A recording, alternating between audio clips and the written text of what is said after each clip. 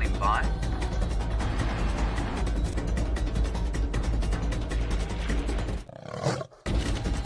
Five, four, three, two, one. You are live, you are live. Good afternoon and welcome on your Sunset Safari, the only place in the world where you can travel on a live safari right from the center of the African bush, from the comfort of your cozy living room chair or your sofa, or indeed your bed, or in fact your office chair if you are being naughty and distracted at work. My name is Jamie, and this afternoon I have Jandre on camera with me. We're coming to you live from Djuma, Arathusa and Cheetah Plains Game Reserve in the Sabi Sand in the Greater Kruger National Park of South Africa. And we are currently trying to watch an elephant.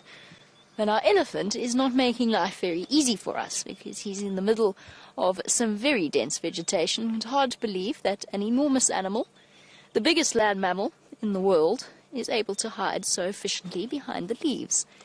But we are also an interactive safari, so if you have any questions on our elephant friend that you can see so clearly, or any comments that you'd like to make, you can send those through on #SafariLive on Twitter, or you can email through to questions@wildearth.tv. Hello, my boy. It is a lovely balmy day, with a constant threat of rain at 23 degrees centigrade, which is 73 degrees Fahrenheit. That sounded suspiciously like some kind of weather woman. I'm going to try and not do that again. And what a glorious... It actually really is lovely. We had a little bit of rain. Actually had a lot of rain. When we were driving home at the end of the sunrise safari, Jandre is nodding emphatically. When we were driving home at the end of the sunrise safari after, I was covered in mud by Ryan, which, by the way, I thought was most courageous, and he gets one free pass. One free pass because he was here as a guest. Oh, there's Brent. I think he's looking for me. That was a little bit loud. It was unfortunately loud. Hold on one moment. Standing by. I haven't even gone into the details of what we're going to be looking for this afternoon. Oh, Ellie gone. Yeah, he walked off somewhere in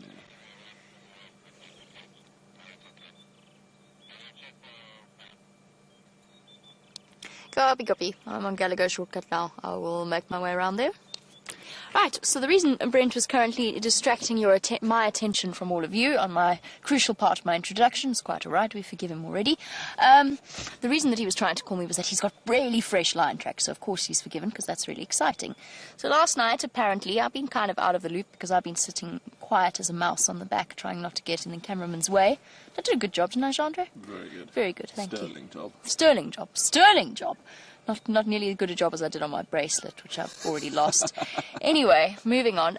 Last night there were some lions around the Djuma Pan that were herd hunting buffalo.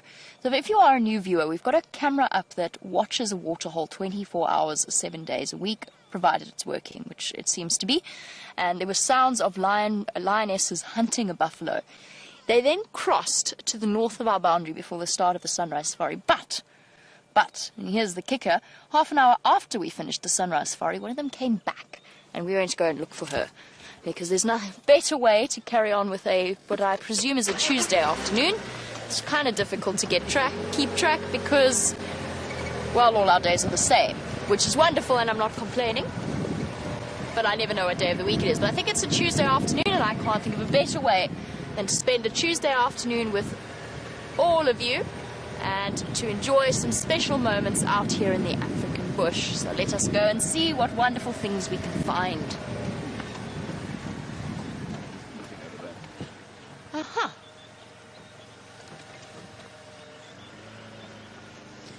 And while we have a look at our air elephant, which still, we might actually get a view from the hyena den now.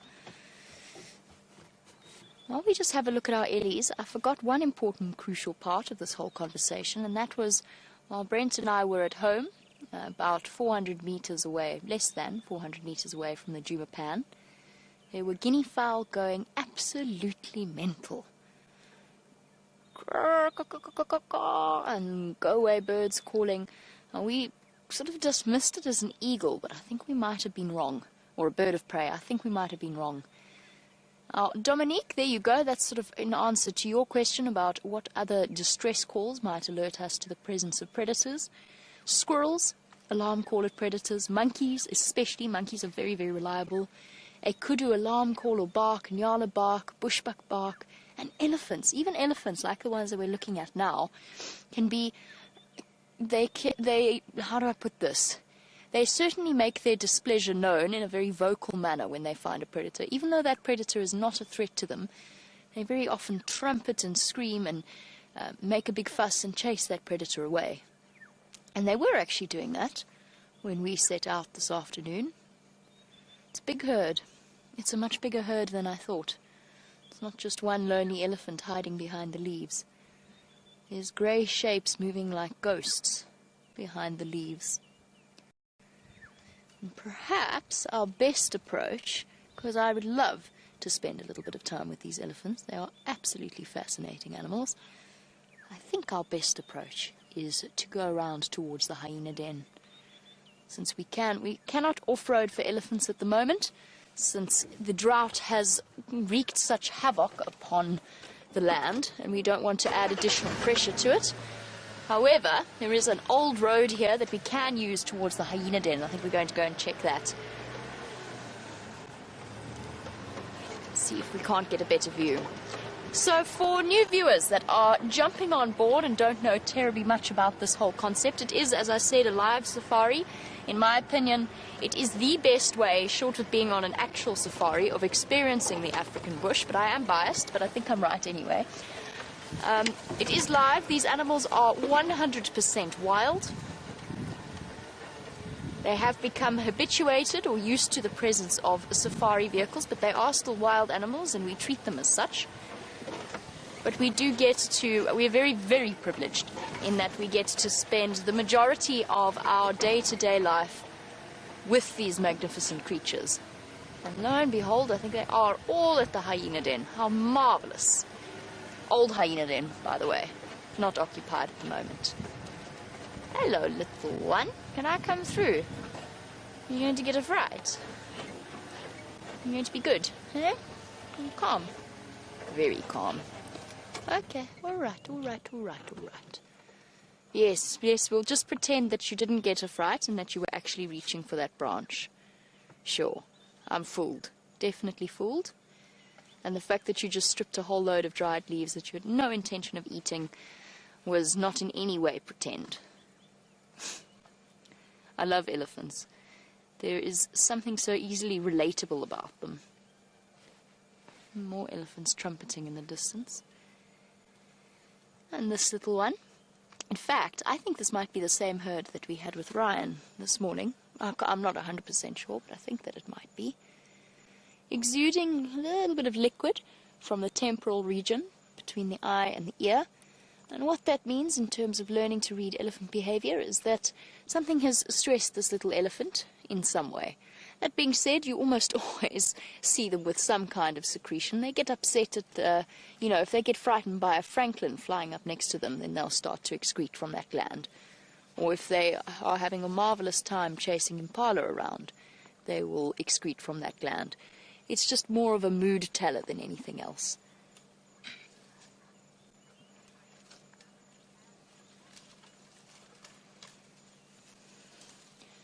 And as our little one starts to move off into the bushes, I have been monopolizing your attention for far too long on this glorious Tuesday afternoon.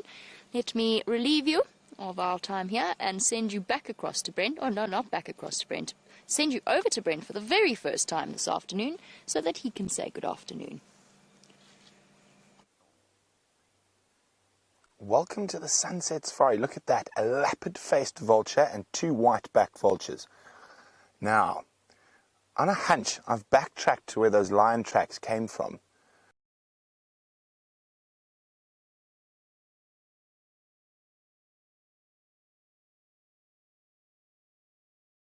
And there's a lot of vultures here. So there might be a kill here. Leopard-faced vulture is the biggest vulture species and not one we see too often.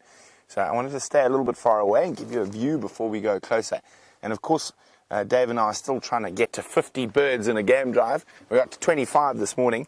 So lucky for us, we get 2 for 1. 2 species to start off the bird, but I think we might find a lion. Okay, so there's vultures all around. So we're just going to look very carefully through here. And the fact that there's a lappet-faced vulture here makes me think that it's a substantial kill, if there is a kill, and it's not finished.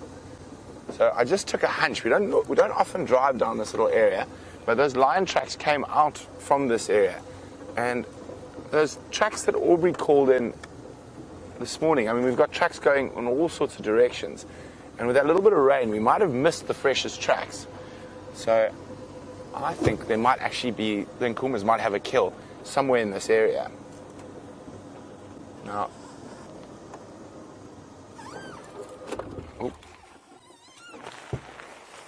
as I said, we don't see lappet-faced vultures too often. So I'm going to snap a quick picture. I hope you guys are doing the same. They are incredibly impressive birds. Definitely not the prettiest bird around, but impressive nonetheless.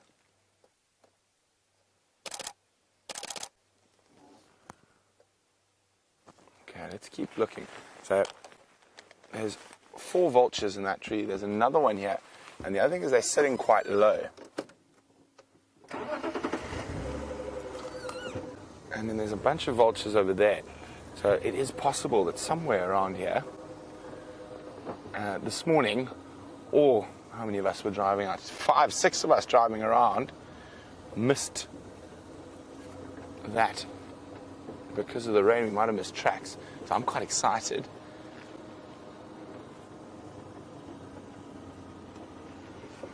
Still looking. I'm going to do a little loop around the block, but I'm pretty convinced this many vultures. It is possible sometimes a vulture sees another vulture and just sort of descends because it thinks there's something there, but I don't know. I've just got my gut tells me there's something going on here. And I nearly forgot. My name's Brent, and that's Dangerous Dave on camera behind me. And welcome to Safari Live. And we're on the hunt for something, hopefully, that's been hunted last night. So while we scour this area, let's go back to Jamie and the pachyderms. Back again with us and our stunning elephant sighting. It's such a peaceful moment spent with these really amazing animals. I mean, a cow walked right up to the vehicle. Look at this girl. She is absolutely huge. She really is. She's enormous. She's old. Just look at the indents around her temporal region. See how caved in it is there. You can see she's an old girl. Big, long tusks, really thick tusks for a female. Prominent bones, prominent parts of her spine. She is absolutely the grandmother of this group. She's beautiful. Imagine what this elephant could tell. I mean, I would guess and say that she's over 40 years old. I might even stretch so far to say about 50 because she's starting to lose condition.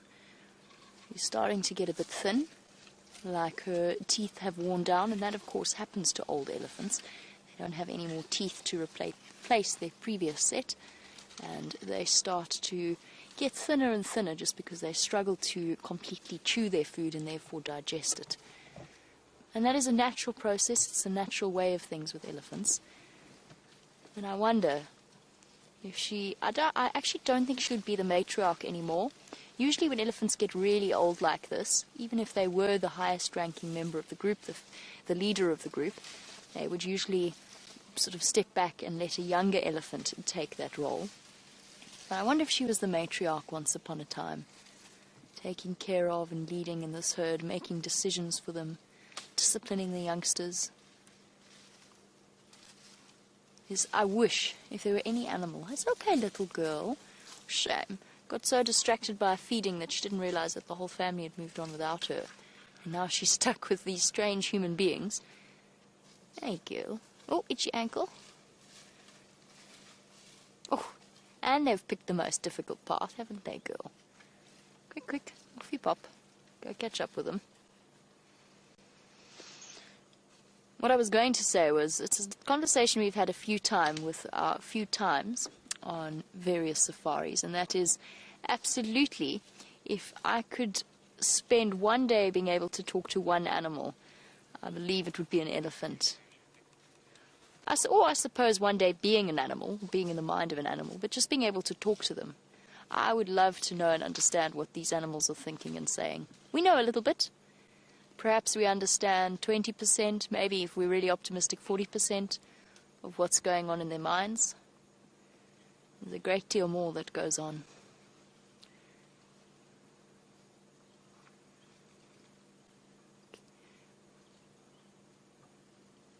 Beautiful. Well, that, I think, unless there is a straggler, which I don't think that there is. Don't think there's any straggling elephants coming behind. There might be a big bull moving through in the distance, but it doesn't look like it. That, I think, spells the end of our elephant sighting for now, because we're right in the middle. It's only thanks to this road that leads to the hyena den that we were able to follow along here. And we were only able to do that because of the road. We won't be able to follow them through here. So, for now, it spells the end of our time with elephants, but you never know, there may well be more of them around, and we will always stop and enjoy some time in their company. All right. Oh, it's a Gallagher shortcut den, the place of the 20-point U-turn. All right, here we go. Let's do it. Getting very practiced at this in this den.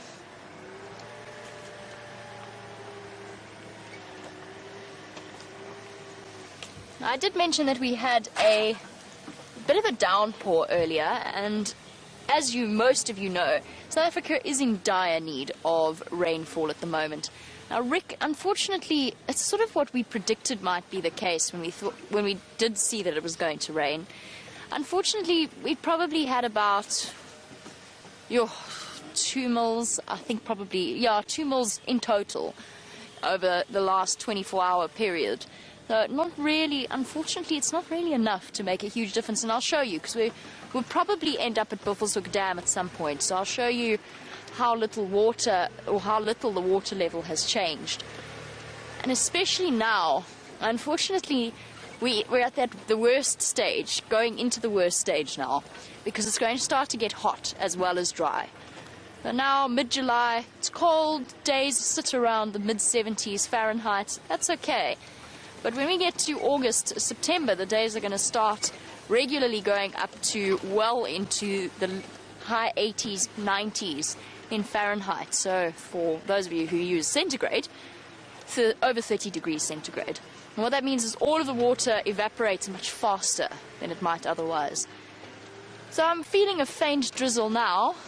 The only thing it really serves to do is make us slightly damp and slightly colder, and means we have to put the rain covers on every now and again. I don't think we need to just yet, but we're okay for now. But it still feels wonderful. It really, I mean, I don't mean to be negative, but it still feels really nice when it does rain. It's just so refreshing. It just washes away the dust layer that's been building up. The birds rejoice, the animals rejoice. It may not have made a big difference in terms of helping the trees or the grasses or the dams, but it certainly feels a lot nicer out here. Just that little bit touch of moisture in the air. And already lots of insect life, seen loads of termites out and about. Birds all singing away merrily.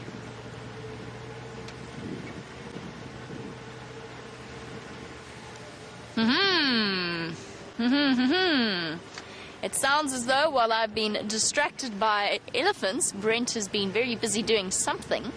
Let us head across and hear from him what he's been doing in order to enrich your safari experience. Look at this. We found the whole Inkahuma Pride, and not only are the older cubs, the younger cubs are here as well. So all 6 Inkahuma cubs are here. Now the lioness is calling them. They were sleeping in the little thicket there. She's calling them. She's walking down. I've just had a few glimpses of them. The older cubs are there. You can see them on the floor where those lionesses are. But the little guys are also here. So they did catch a buffalo Looks like they've eaten quite a lot of it already. So it was just in a deep drainage line, and thank you to the vultures. And so I think the rain, we missed some of the tracks. Let's just try have a look where the cubs are.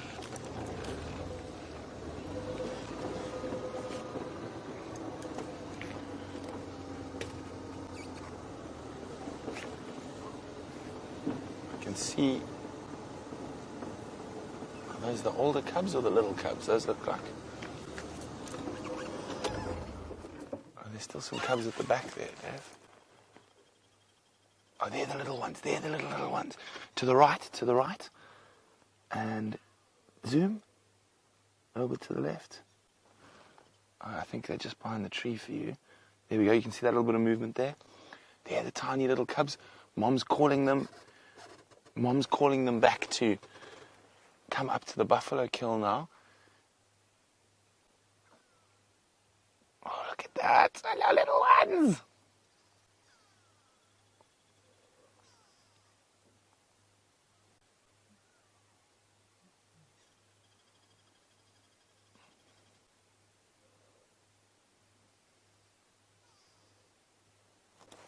Okay, Mom's going to probably bring them back to the buffalo kill. So what we're going to do is go wait there and let them come to us.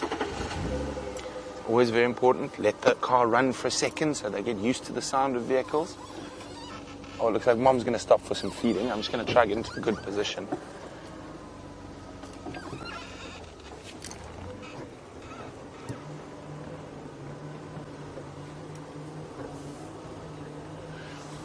Isn't this exciting?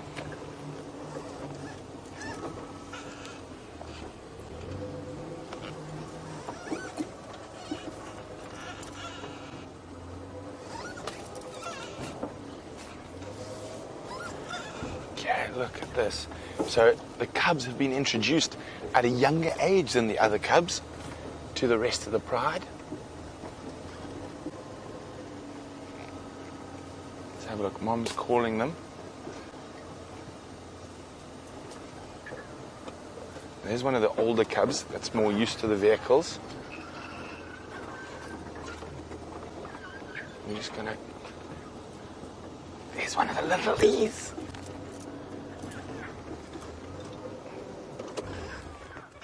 Listen to them. Mom's going to call them up. How's that, Dave? They should come up to us now.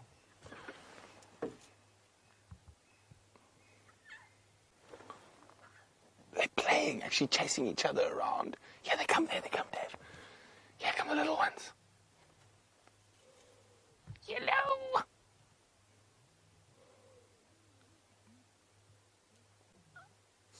So there are the littlies.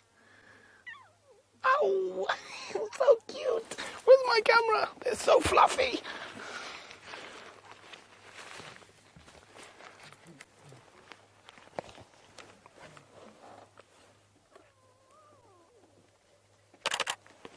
There they come back again with Mom. They got a fright when a vulture took off.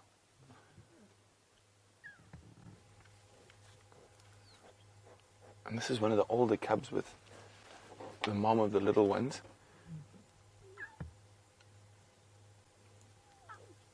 Oh, isn't that sweet? And here we go. This is one of the slightly older ones walking straight up to us.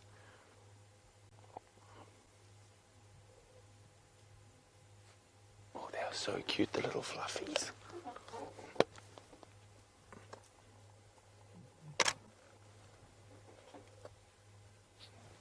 So this is one of the older ones. The little one's a little bit off to the left. They just got a fright when some vultures took off. And the vultures actually look like they're having an argument. You can see they're chasing each other around. Not those ones. There we go, there's one coming in.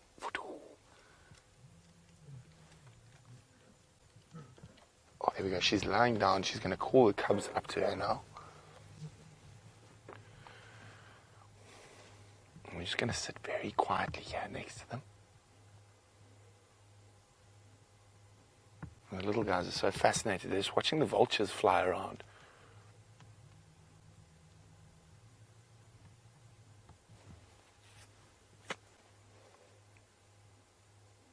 Come, littlies.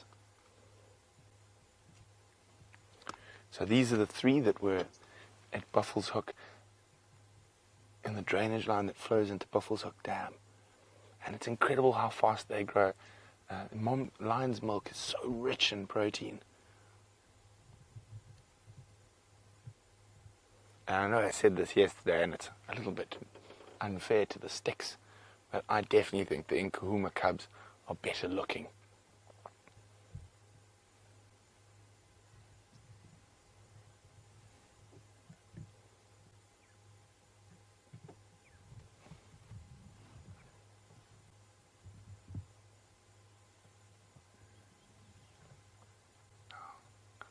See, they're getting more comfortable. Just a pity that very big leopard-faced vulture took off at the wrong time. And see that? Mom's going to call them again now. So I think this is probably their first excursion out of a den. That could account for their slight nervousness. I can see 2 of them. Can you see through the little gap there? Where is he? I think a little bit too much to the right, slightly. Oh, it's just behind the bush for you. Oh.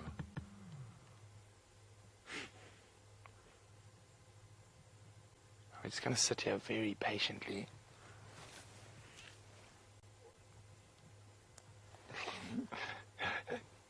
Judith says she doesn't think it was the vultures. It might have been my squeal of excitement. Well, that too, Judith, coupled with the fact of a dark shape hovering above. And the leopard-faced vulture is a very big animal. I'm just going to... You got a gap there, Dave? Let's see, there's... I think it's... Just go in here. There. There they are. So they are coming back out of the thing. I'm sure Mom's going to start calling again shortly. Or the other option is one of the cousins is stalking them. And there we go. That little one there. Look. That. Oh no! Lay down.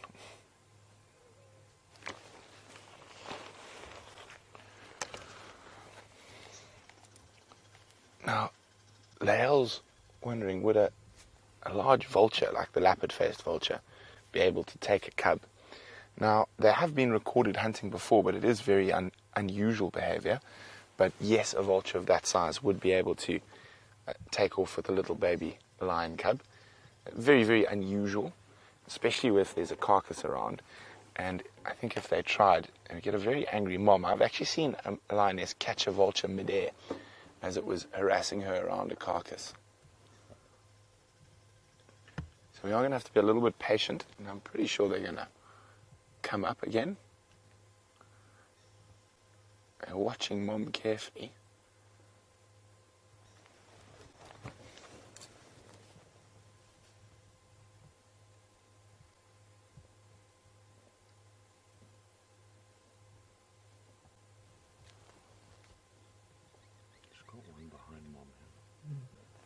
Oh yeah, that's another one of the older ones.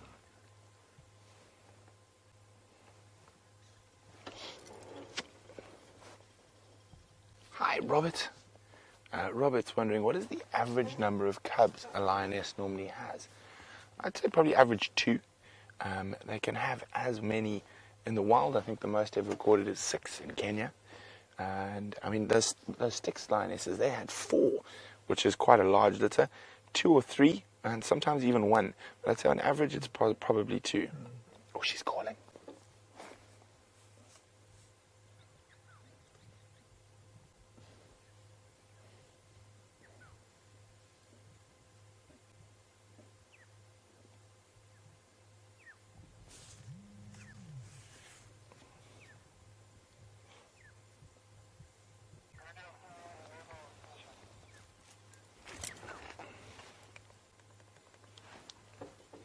Sorry, I've just got to be on the game drive. Afternoon, Aubrey. Got Nkahuma on Nyaribamba off Weaver's Nest next to Pangolin Track Junction. Myself here, Vernon making his way. I'm making a 2-vehicle sighting. They're very small mampimpans, so there's 6 mampimpans here at the moment. Oh, also here.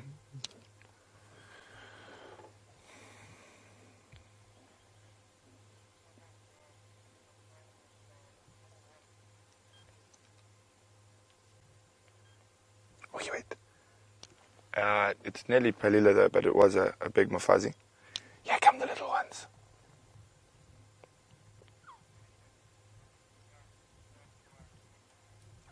Here they come, here they come, here they come.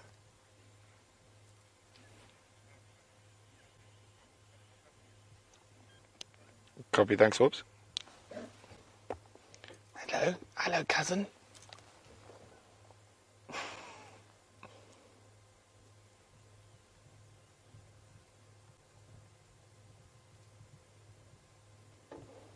There you go.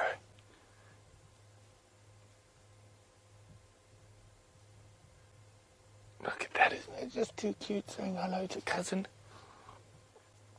It's gonna come up to mom now.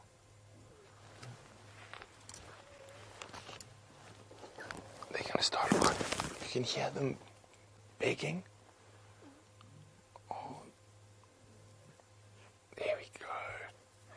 Now, guys, this is I reckon the first time the cubs have been introduced to the pride, and they're no more than about 10 feet from us. I think she might want to take them to the kill to get them to start eating meat.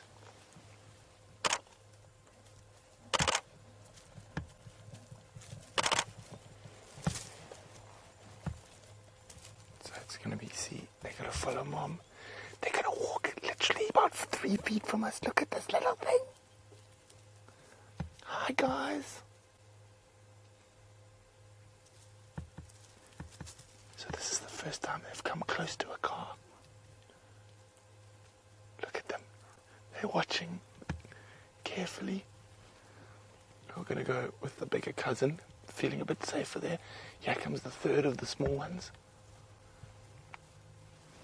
Now they're literally right behind Dave. They're watching us. Look at them. Oh, they're so cute. Scamper, scamper. So I'm not going to move the car yet. I'm going to let them get towards the buffalo carcass where they feel comfortable before I move. This is one of the older ones. So, oh, ow. So awesome. So this is incredible. Okay, I'm just going to wait for all the cubs to be next to the mothers before I move the car. Okay, so while I'll wait for them to settle down, we're going to go back to Jamie and the elephants, and then I'm going to get us into a good spot to see all the greeting that's going to be happening shortly. I am both terribly jealous and also really, truly thrilled that you have got to experience that sighting with Brent. Okay, I'm a lot jealous. So is Jandre. Jandre is a lot jealous as well. But that's okay, because we've got the elephants as well, so what could be better than bouncing between lions and elephants, the two best animal... No, that's not what I mean. The two sort of most famous animals of the African bush. I have to ask you, before we talk about our lovely elephant bull, what you think is funnier, the antics of the cubs, or do you think that Brent's reaction to the cubs is funnier? Because I hear that there's much squealing. To quote Jerry, who is directing us on this lovely afternoon, to quote Jerry, Brent is being such a girl about this sighting. So obviously there's some seriously entertaining things happening there. Well, he has decided, back to our elephant bull, that he wants this branch, and he absolutely is going to have it. Really lovely example there of the tusks and trunk being used in conjunction with each other to break that tree apart. Very, very efficiently done. In the space of 2 seconds, the bush willow was lost about a third of its size. And now, like most of the elephants at the moment, he's popped it into his mouth to perform that conveyor belt-like chewing motion. Aww. Come on, boy. You could do better than that. Ah, there we go, back in. It's okay. We all make a mess when we eat every now and again. And what he's going to do is chew the bark off of this particular branch. And what I'm hoping he's going to do, although... Oh, okay. Fine, fair enough. I'm just going to throw it down. Disregard it. Obviously wasn't the yummy branch he thought. Going to try this one instead.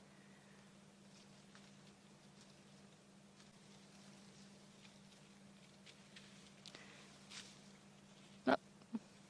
Yeah, not worth the effort. He's going to eat the leaves instead.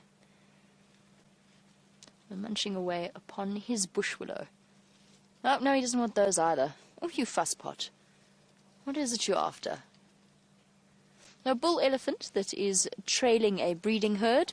Not the ones that we encountered earlier, a different herd of elephants. There have just been elephants everywhere at the moment, which we are most definitely not complaining about. I'm just going to thoroughly enjoy. And a lot of them are being followed by these large bulls. And he's still young, from what I can see of him. Still a young gentleman.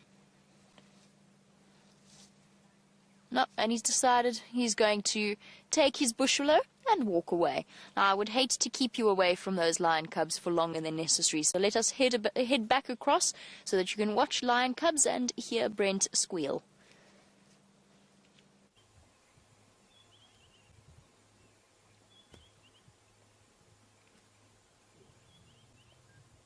Look at that, isn't that just to die for? Now, I'm going to just be patient. The little cubs keep moving way down towards the drainage system, and that's why I think it's the first time that they've been introduced to the pride. There goes Mom, got to go fetch them again. They were with her, and they move away. They got bullied a little bit by a cousin. Oh, she's calling them again.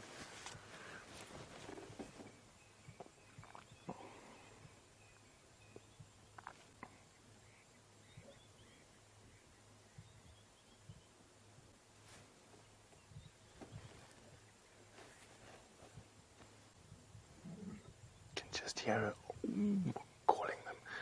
But then the other ones are having a normal rough and tumble.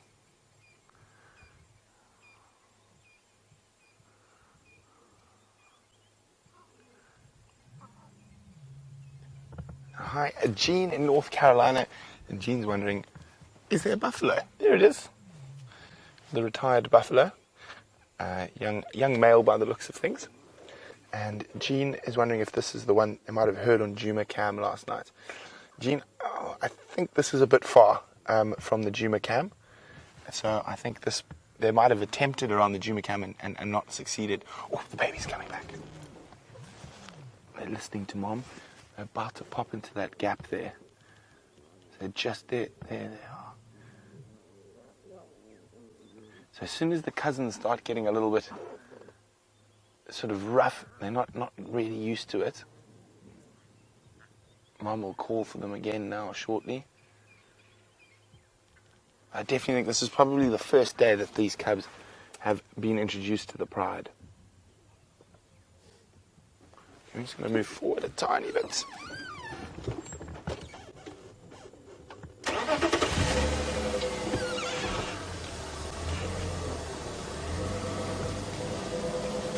How's that, Dad? There we go. So you can see the three older ones getting stuck in. Listen to that noise.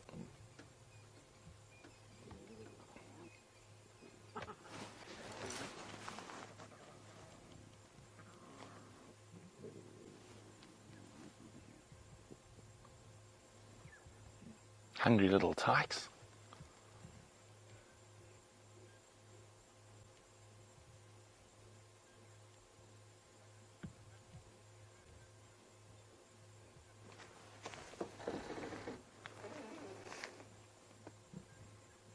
Look at that.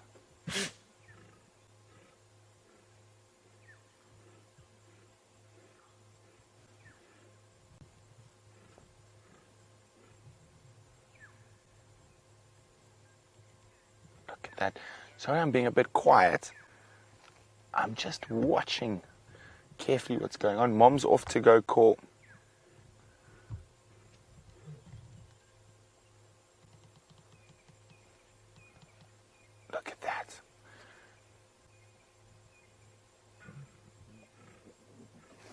Sorry guys, just got to be on the game drive quickly.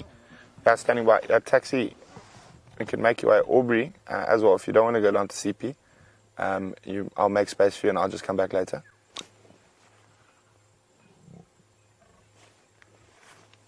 So guys, there's quite a big queue waiting to see these little cubs, and because the cubs are young and it's the first time that they've been introduced to the pride, so they're a little bit nervous still. Mom's wandered off to fetch them. Can you see Mom still, Dave?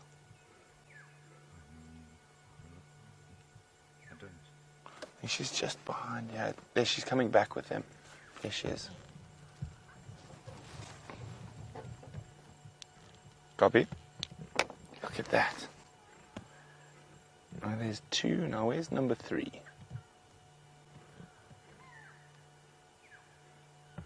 So I think that single lioness that appeared on the Juma cam probably went for a drink on her way to fetch these cubs and bring them to this buffalo carcass.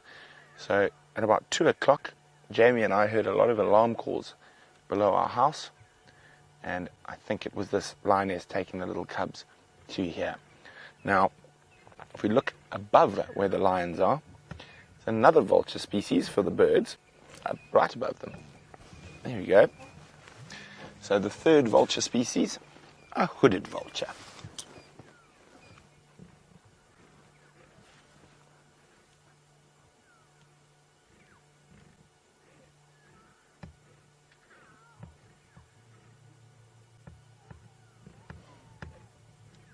Okay, so I'm just going to reposition so we can get a better view, hopefully, of the tiny little ones. I'm going to still keep my distance from them.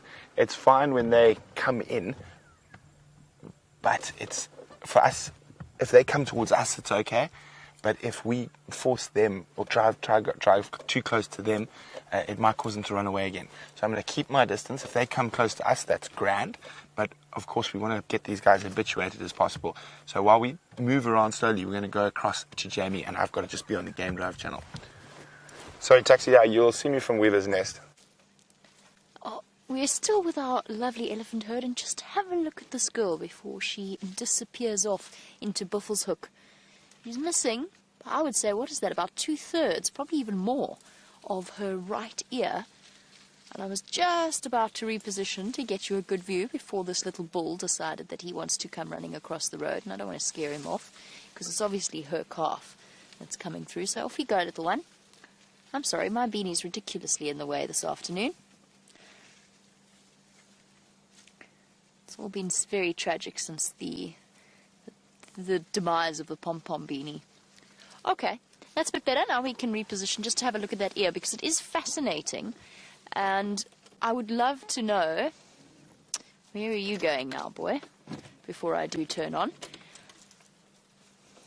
Now, I could go forward, but all it would do was actually unsettle this gentleman who's decided to come carrying his lunch with him, and food on the go, which is what a lot of the elephants are doing at the moment. He's got one tusk. We've got an elephant with less than half an ear, and one tusked elephant bull. What happened to you, boy? How did you lose that tusk? He might have been born without it, but it's very unlikely since he already has one tusk. It might just be that he snapped it off in some way, broke it. There might even have been a fault or a crack in the tusk when he was born, that then whenever he tried to use it for its usual tusk jobs, such as digging or snapping a branch or something similar, it might have come off in that kind of an accident. This female, on the other hand, I don't know what would have happened to her ear. It's fascinating. I've seen a few of them around, but I would say you don't see them that often. And it's clearly, that is clearly an injury. She wasn't born that way. Something caused her ear to tear off like that.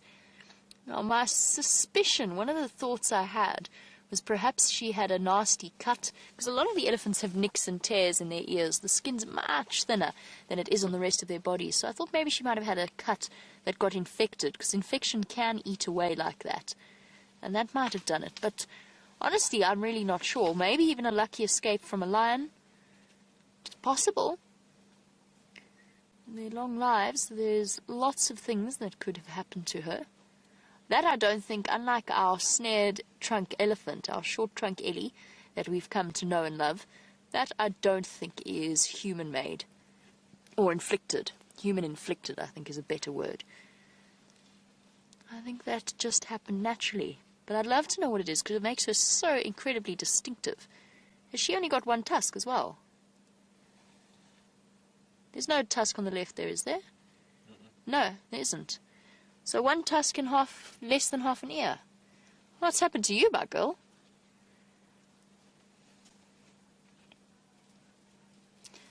Alrighty.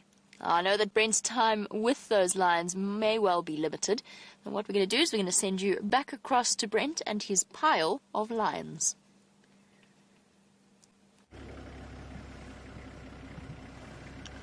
So we're just sitting here very patiently.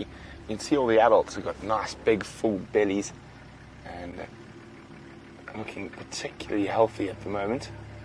The Nkahuma ladies.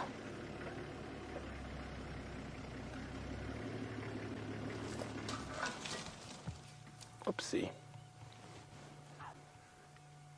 They're all calling. And you see the lionesses, when she lifts her head like that, she's actually looking at a vulture.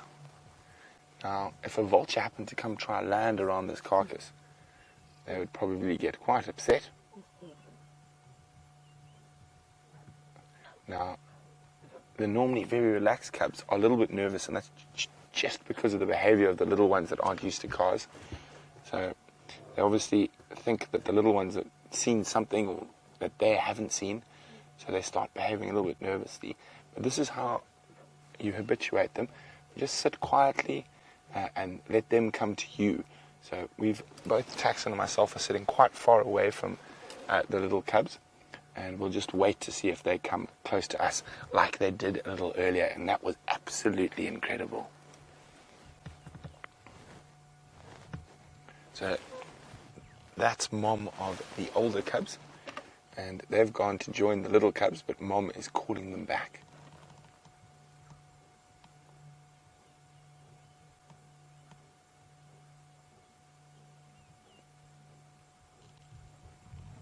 Oof, flop.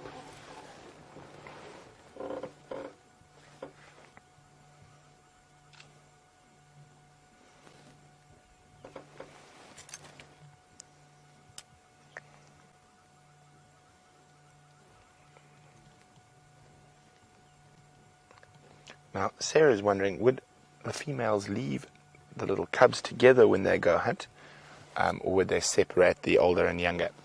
They would leave them together. Now that they've joined the pride,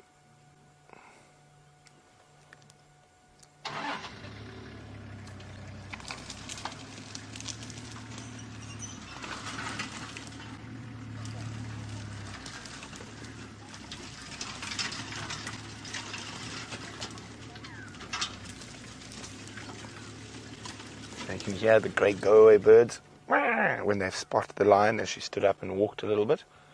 So they were alarm calling at her.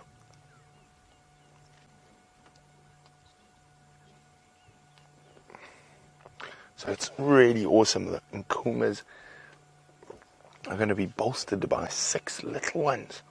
Hopefully all of them make it through to adulthood. And it's going to be interesting to see how many boys, how many girls. Now, for the success of the Nkahuma Pride, more girls is better. Because boys are quite dangerous to have around, especially because of male lion coalitions and takeovers. But little girls are the future of the pride. I'm guessing there are at least 3 girls, I'm hoping. Maybe even 4, but if there are, then that would put the Nkumas quite close to 10, which is a big pride for the Sabi Sands area.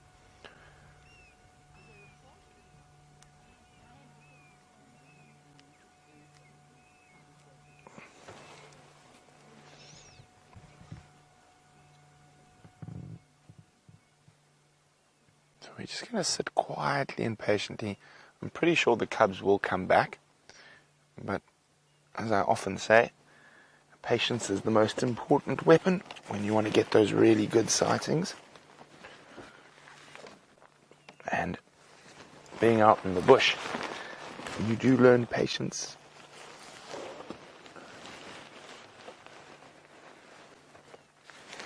Sorry about the shuffling, I'm just trying to move something without making too much noise. There we go. All sorted.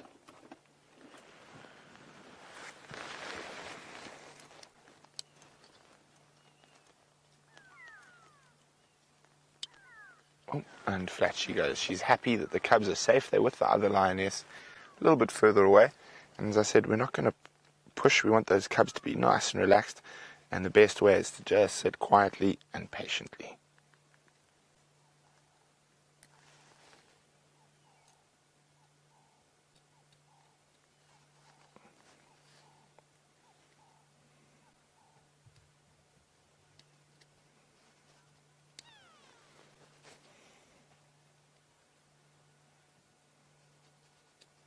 Hi, James.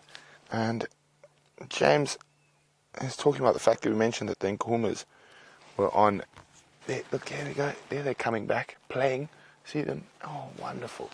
So often it's just taking the time to sit patiently and wait, and she will bring the cubs back to the pride. Now, James, to answer your question, look at them. Oh, they're so cute.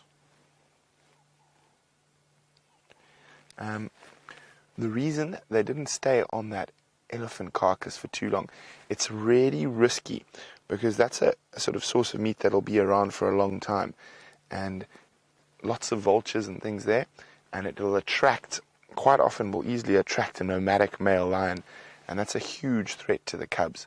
So they normally will never spend too much time on a big carcass like an elephant.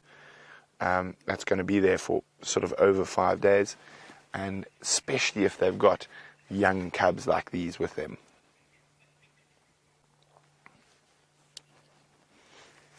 Oh, it's so cute.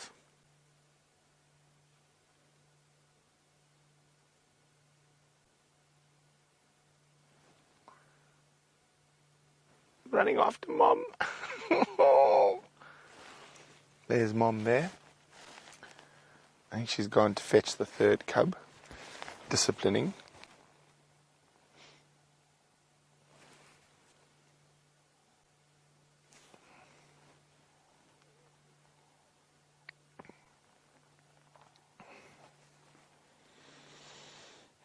So Georgianne is wondering what's the approximate age difference between the two sets of cubs. Probably say about 2 weeks, 2 to 3 weeks. Georgianne. It's very difficult to be exact.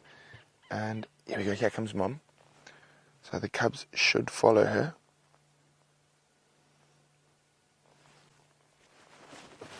Get ready with those screenshots.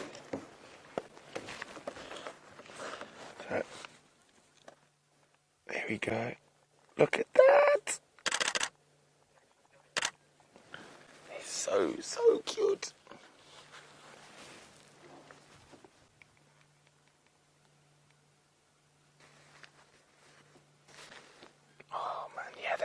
Coming right up to us.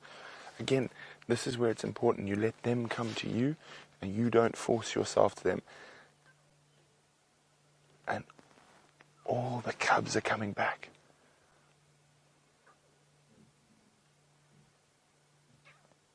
Listen to them, you can hear them.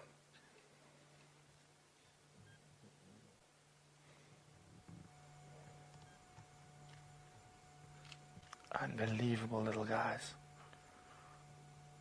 Hey guys. Got lots of cousins to play with now.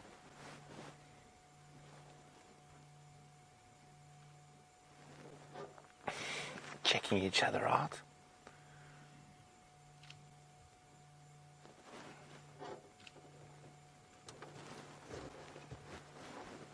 So how many we got there? 1, 2, 3, 4, 5. There's still one cub missing. I think it's one of the older ones. Standing by.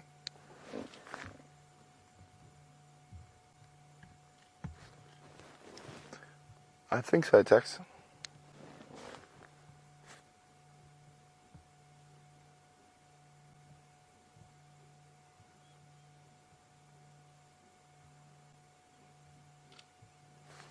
Sorry, guys. I affirm, yeah, there's 3.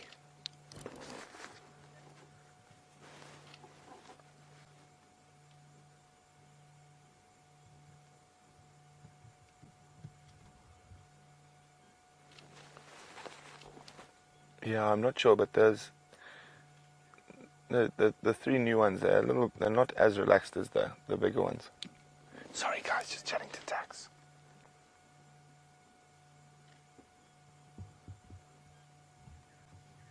So Tax has got an interesting theory that these could be different cubs than the ones at Buffelshoek. I affirm now down towards the Skova.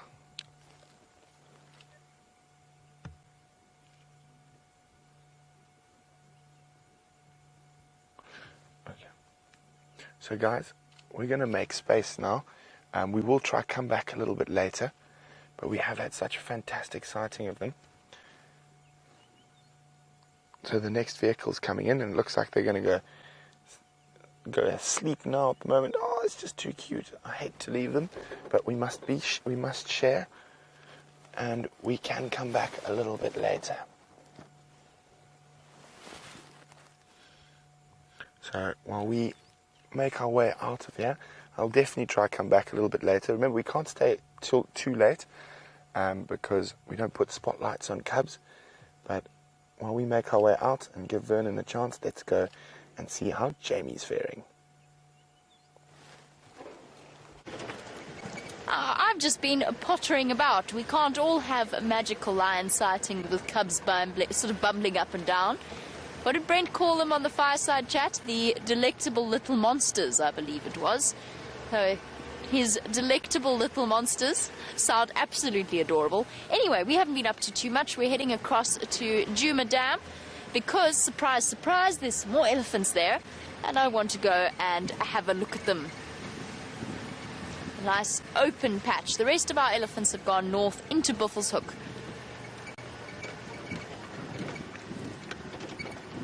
Just going to turn that game drive channel down. Now, yesterday afternoon we had the lovely Taylor on her interview drive here, and we went over this bumpy patch of dried up mud on this road that's always been incredibly uncomfortable to drive on, and she called it an African massage, which I thought was hilarious. I think I'm going to steal that. I'm going to steal that line. It's a very good one. So there we go, African massage. How does that feel, Jean-Andre? Like you've just come back from a spa? Fantastic. Rejuvenated. It's a very nice way of putting pumping up and down. So, you know, the bush is full of spa treatments. I had my muddy facial this morning, whether I wanted to or not. We had the bumpy road massage. We should be marketing this. People would pay us money.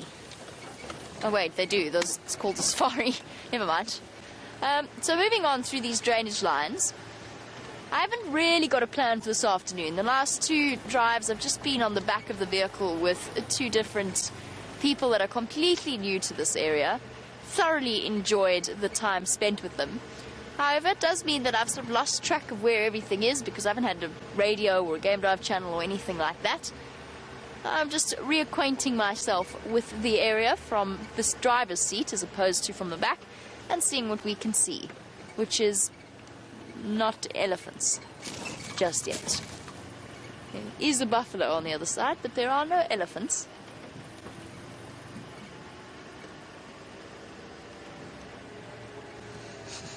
I bet they've gone into the drainage line system. It looks as though they might have moved off, but that's okay.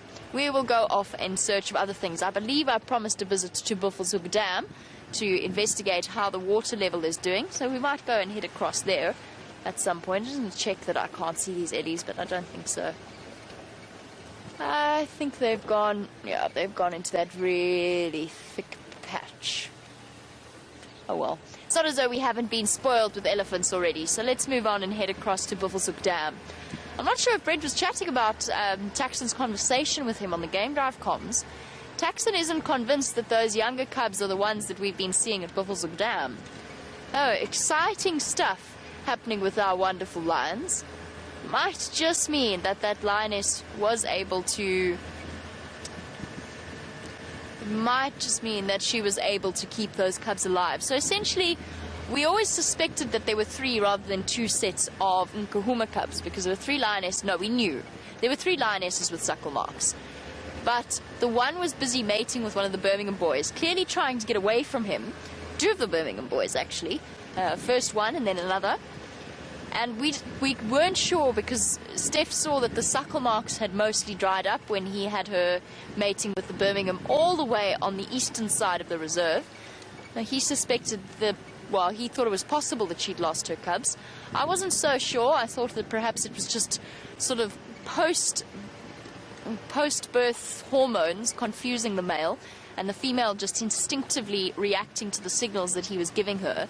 And that, of course, combined with the fact that a lot of females do mate with males when they've just had cubs, because it just enforces that message to the male lion. Because male lions they're very basic creatures, like quite simple creatures in terms of the way that they go about things, and it just reinforces to them that they mustn't kill these cubs because they're theirs, just in case they needed a little bit of a reminder. So females often mate with males after they've given birth. Leopards do it as well, apparently. I've never seen it, but apparently they do. So it's interesting. We haven't confirmed it, obviously, but that's actually one of the reasons why I'm on my way to Buffelshoek Dam, because I want to just go and investigate and see whether there's any sign of the lioness going into that drainage line. I assume you had all 5 there at the buffalo carcass, but it's worth going to check either way. And we'll only really know when we see 3 sets of cubs together, so whether or not she's managed to keep them. But Brent seems to think that these cubs are a bit too... Or Paterson, actually, seems to think that these cubs are a bit too skittish to be the ones we've been watching at Buffelshoek Dam. But who knows? I certainly hope so. I'd also really like it if we could spot an animal for you. They're all hiding. Miserable... What's actually not miserable weather? There's a big waterbuck. There's a yellow behind.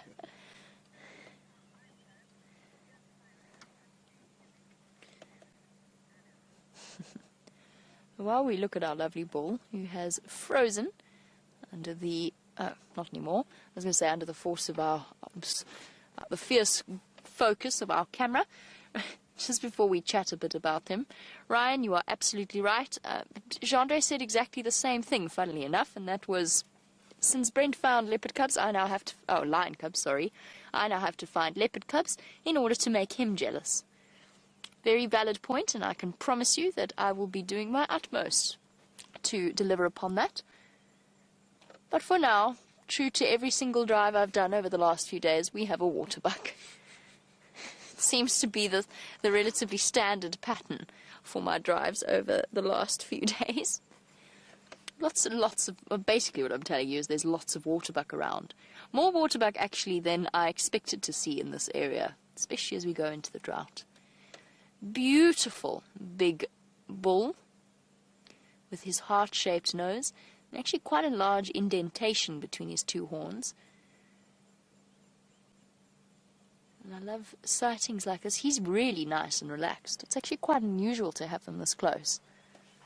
It gives us a really nice opportunity to examine him from the ridges along his horns, which are quite awesome. Obviously they're smooth out, so the ridges at the bottom are much more prominent than the ridges at the top, and that's because it grows, obviously the horn grows out from the bottom of his skull and then upwards towards the tips, and it causes those ridges to smooth out through wear as they get closer to the top. He's also got a few battle scars on his sides, potentially injuries from... Actually, he's got to turn a little bit more sideways for me to be able to show you what I mean. But he does have some scars, some holes in his coat. And as I said, potentially from a battle with another waterbuck.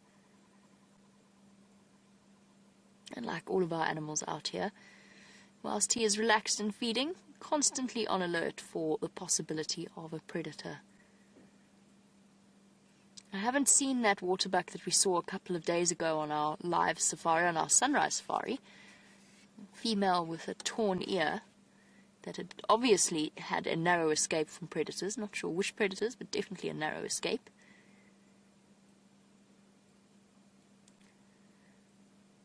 And now our waterbuck bull giving us a lovely view of his white circle on his bottom.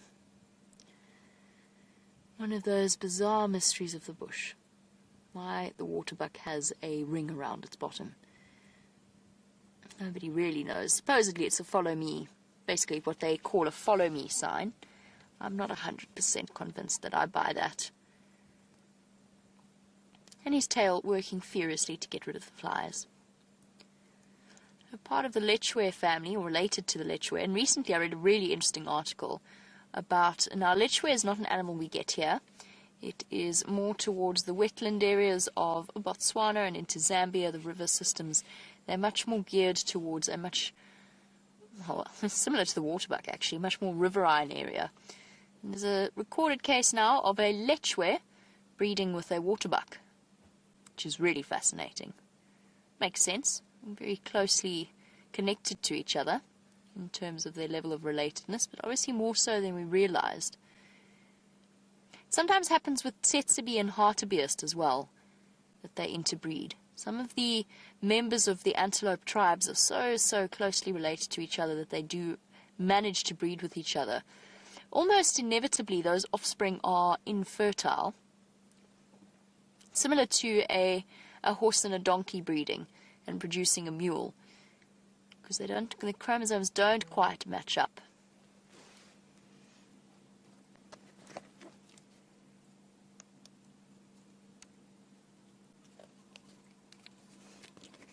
Right, thank you, Mr. Waterbuck. I think we're going to move on. Leave you to your afternoon, late afternoon tea, I suppose. Nibbling next to the termite mound. Actually, this is quite a beautiful scene. Really striking, with the tree that is going to die. The elephants have made short work of that, stripping away its bark. And that tree is finished. And it's sad in a way, because this tree is probably, I don't know, I'm no expert at aging trees, but if I had to guess, I would say that this tree is a good 30, 40 years old. And the elephants have removed the bark around it, stripped the bark away. And then a little tree at the base of the termite mound, a little bush. It has an enormous relative, a huge tree that Ryan spoke about this morning on the sunrise safari.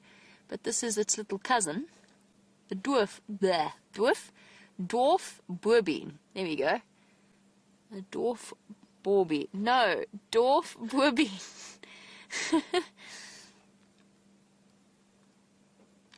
I've appear to have lost my ability to actually get the sounds in words where I want them, which is quite a problem.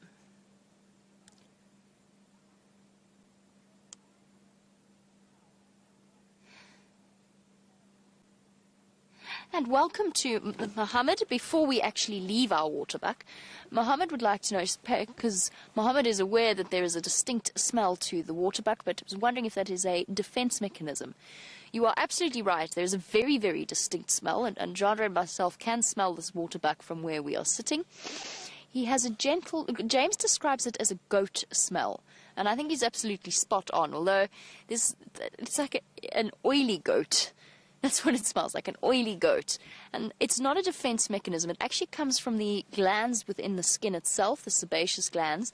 They secrete an oil that waterproofs the fur, because waterbuck, as their name suggests, often spend a lot of time in water.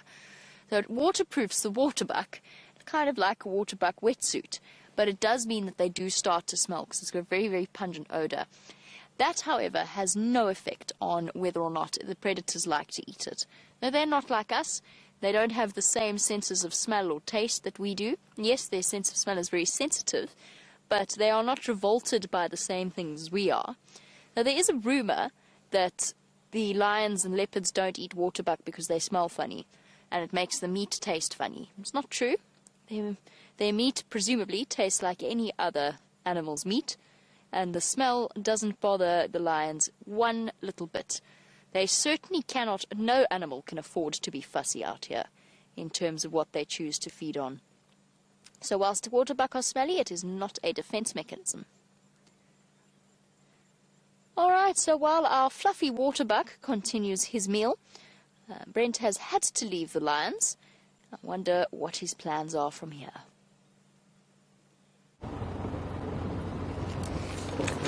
So we are checking for Queen Karula. Queen Karula is the dominant female leopard here on Djuma. And I'm just checking along the southern edge of our Traverse area. Suicide! Suicide! Oh no, we just missed it. Sorry about that, I got so excited. It was a suicide bird doing the suicide dance. So it's a red-crested Koran. I'll show you a picture of one now. And at this time of the year, to impress the ladies, the males do the suicide dance. So they take off, they fly directly into the air, and they just close their wings, and they plummet, and just before they get to the top of the trees, they open up again and land on the ground. And whoever opens the lowest to the ground is obviously the most daring, most dangerous. Ooh, we got some birdies. And, oopsie.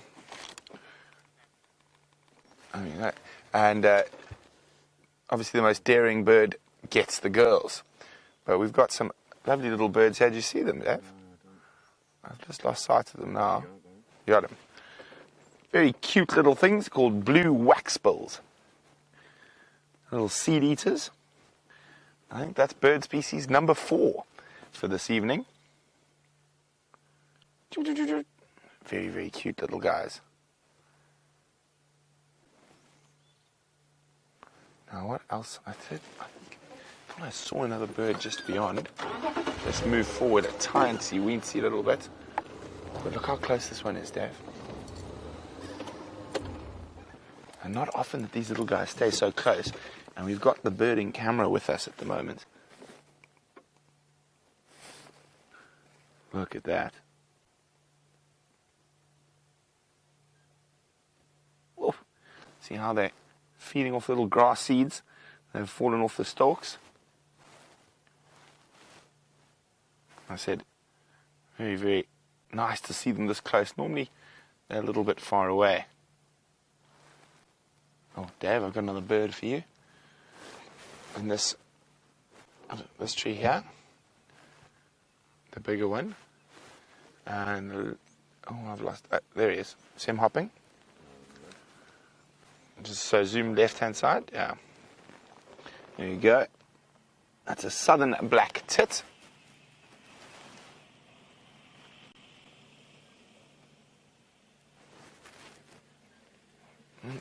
Little insectivore, feeds off spiders and insects. How's it for? Good, thanks. Any updates from your side? Okay. Inkomen is ja in Vuetela. Nyoni. Any sign of Karula? We haven't had Nkonzo for 2 or 3 days.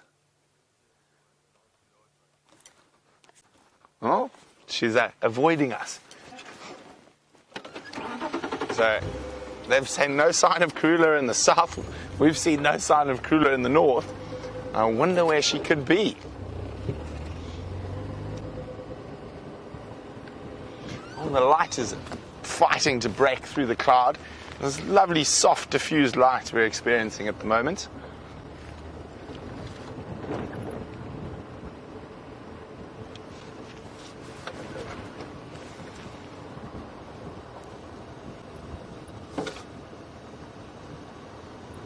Now, the last tracks of Karula were down around Twin Dams, Elephant Carcass area, which is just down there, basically, in that area down there. But maybe she's got a kill in the middle of the bush, and we haven't seen her. I'm going to take a little meander around there, have a look with binos and all the trees.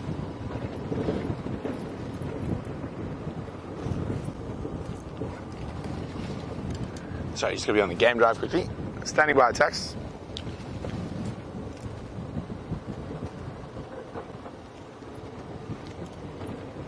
Negative, I didn't see them, Nis.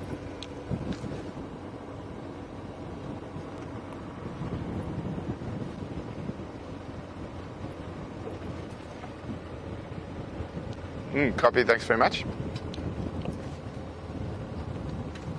Okay, it sounds like there's some hyenas that have arrived around the lions, but we're going to go see what else we can find, and then we will be back a little later. Oh, just before we go across to Jamie, another one for the bird list. Off it goes. Oh, there it goes. I don't know if we can count that, Dave. What do you think? Well, there's another one there on the edge there. It's a southern black, a little bit closer to us. Have you got one? That is a southern black flycatcher. There we go. Can you hear them calling? Very cool little calls. But, while we continue our endeavours searching for birds and beasts, let's go see what Jamie's been up to. I'm going to continue on my endeavour to search for birds and beasts. We have left our waterbuck for now. He trotted off into the distance. And Jean-Andre hopped off to go and smell the termite mound to see if he could get the smell of waterbuck imprinted in his brain. No smell. Jean-Andre says you can't smell him. Jean-Andre thinks he might have showered before he went past. He did. Oh, it did rain. You are right, actually. Very valid point. So perhaps that's why he's not as pungent as he might otherwise be. Okay. Continuing on our bumbling adventures, I think we're going to go through to Buffelshoek Dam and see what's cracking there. There's always something interesting happening at Buffelshoek Dam.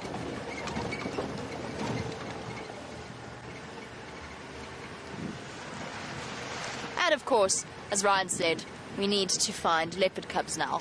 Brent's done the lion cubs, it's time for us to do the leopard cubs. Feels like it's been a really, really long time since we've seen Karula, the female leopard with her two adorable little cubs. Jean-Andre spotted something. I have not spotted something. What have you seen, Jean-Andre? Oh. Well done, Jean-Andre. Very impressive. Most impressive. He's a huge warthog. The one thing that Ryan and Taylor kept commenting on while they were with us, and I'm going to reposition for a view of this warthog in a moment, is the sheer size of the warthog in the Northern Sabi Sand. And they really are absolutely enormous. The sows and the boars alike. Very, very big, unusually big warthogs in the Northern Sabi Sand. I don't know what it is. Maybe it's just genetic stock that happens to favour slightly bigger individuals. You wouldn't think so, because the food supply here is not quite as good as it, or as rich as it might be in the areas towards the rivers.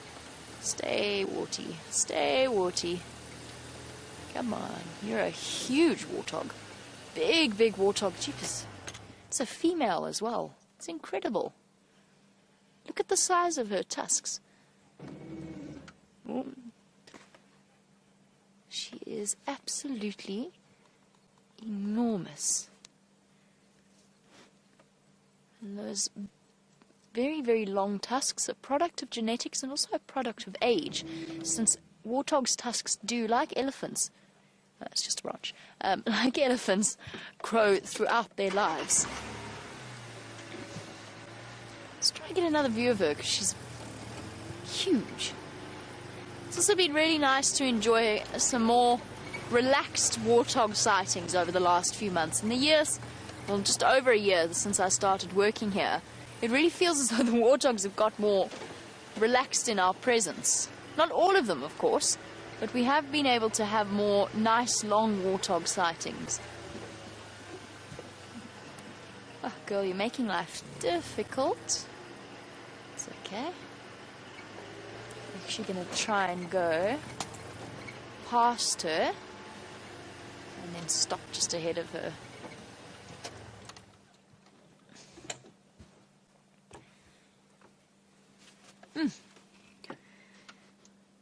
Supposedly one of the ugliest animals of the African bush.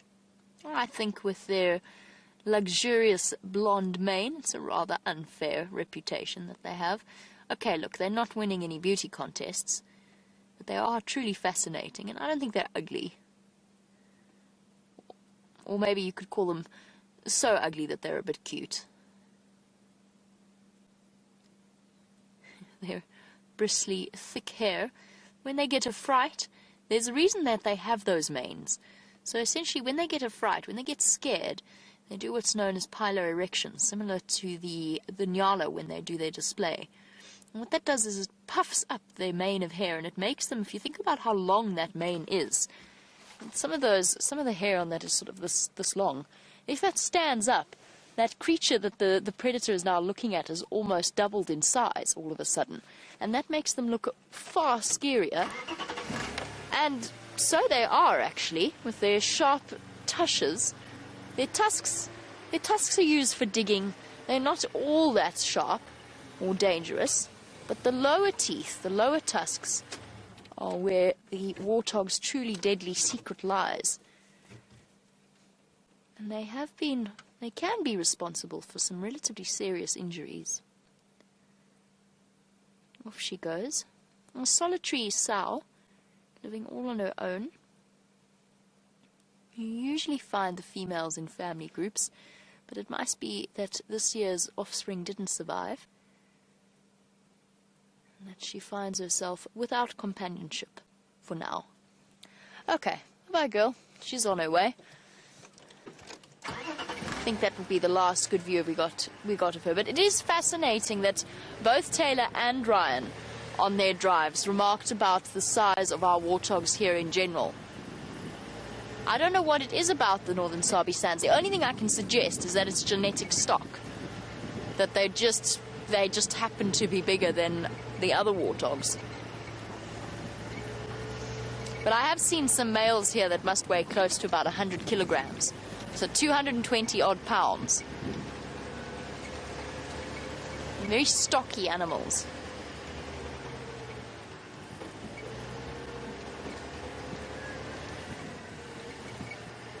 Chandra is on form, except my beanie is not. It's in the way.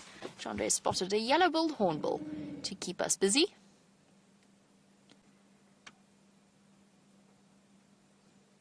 I wonder what... I love watching the way that they move their heads. Because, of course, they've got that enormous blind spot in the front of their face. They've got their eyes on either side for good peripheral vision. But their front-on vision is, well, non-existent, essentially. A blind spot in front of their nose. So if you watch the way that they're constantly tilting their head to spot something, and, oh, I think he spotted something. Where'd he go? Oh, there he's on the ground. Oh, if I reposition now... he's going to fly away, I think. Let me try. Let's try. I think he caught something. Let's go see. That's what I mean. It's using the very keen... And birds do have really good eyesight. They've got better eyesight than we do. And we see, and I can't remember, what do we see? How many frames per second do we see in John Ray? Do you know? As a cameraman? Oh, it's there, by the way. It's behind the bush. Behind the bush? Yeah. Look on the monitor. It's behind the bush. How is that physically possible? Are we looking at the same bird? On the one on the ground, but he's eating something. That one? Ah, no, we're looking at a different bird. You had me seriously impressed that somehow I was beginning to think I'd developed X-ray vision there. Sorry about that. It's quite all right. It's absolutely fine. You've got to keep me on my toes, Chandra. That, of course, was just to make sure that I'm working on my camera angles and so on. Oh, you were looking at that one. I see. Most impressive. Sorry, what was that? 64, did you say? 60. Around 60 frames per second. And I think birds see in double that. So I can't remember exactly how it works, but they've got the most incredible eyesight when it comes to movement, which is, of course, how they catch their prey. Here we go. I think this time Chandra and I are on the same page in terms of hornbills. There's two hornbills in case you needed clarifying. One is a red-billed hornbill, and that is the one that we're looking at the moment. Right. Bravo, Chandra. You definitely had me phenomenally confused. I wonder why you popped us behind the bush. Yeah, of course. Sheer confusion from our side. Look, there's a yellow-billed. It's there. Here we go. Oh, there. Going down to exactly where the red-billed hornbill is. Interesting. Sorry, just a small observation there. Yellow-billed, whilst they're almost exactly the same size as the red-billed, they are that little bit bigger and a little bit more dominant over the red-billed hornbill. So you saw how that yellow-billed flew in, and immediately the red-billed took off and moved away and gave it space. You've got a very clear hierarchy between the yellow-billed and the red-billed hornbills. And you can see that just in terms of their beak size. And the red-billed just ever so slightly smaller. And isn't it interesting the way that they've evolved two different species that are so similar to each other? I mean, their colouring is essentially the same, except for their beaks, their bills. And the shape of the bill is exactly the same, it's just the size. With red-billed having slightly thinner and yellow-billed having a slightly fatter bill.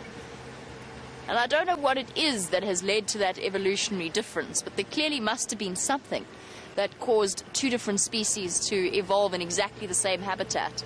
They obviously have a common ancestor, that much is clear, and the grey hornbill actually. And we can't really discount it. The grey hornbill is exactly the same size with a grey beak. And they don't breed with each other. They live in the same habitat, they eat the same food, and yet we've got three different species with three different coloured beaks. What on earth provided the selection pressure to evolve three different coloured beaks? I don't know. I really don't know the answer to that question. It's just something, these are the funny questions that come into one's mind. It is, of course, half the joy of driving out here. One of the biggest reasons why we enjoy doing the job that we do is that we know we don't know everything. Not anything, we don't know everything. And it keeps us well and truly entertained constantly. I'm also kind of hoping, Kula's been making a few forays up into this section of the reserve. I'm also hoping that with the presence of the lions, instead of going south, which is what I think she's probably done, I'm hoping that she might have come north instead.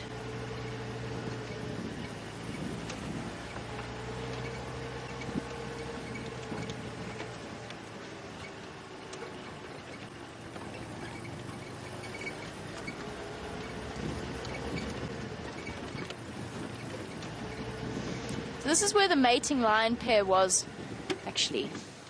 Is it worth stopping yet, Jandre? You did mention that it's going to be a stunning sunset. We're nowhere near sunset just yet, but we do have quite a nice view. The sky is thoroughly dramatic.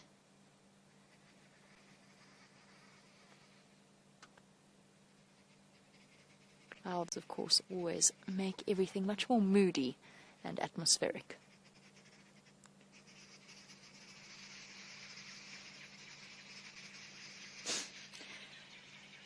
As does the cry of the arrow-marked babbler.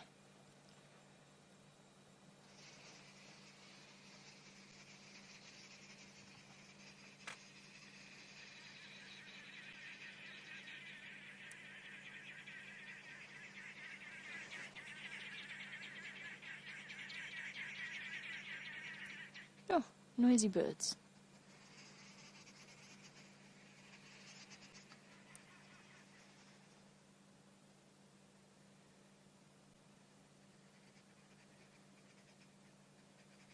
Very cool.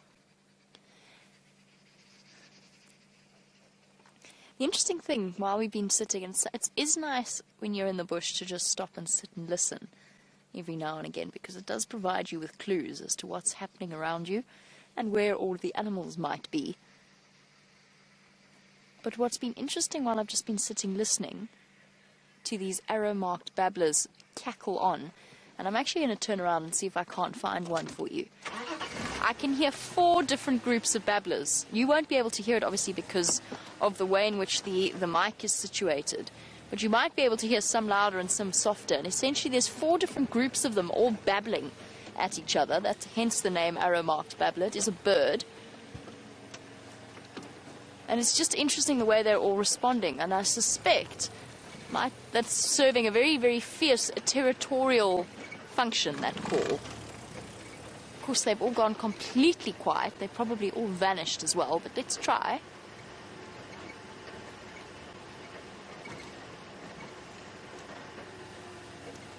Somewhere here.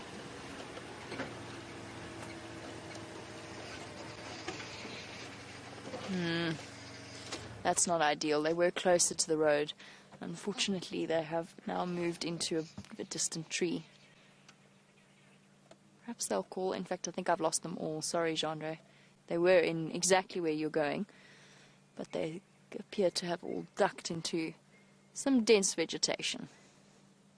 Oh well, it was a nice idea while it lasted.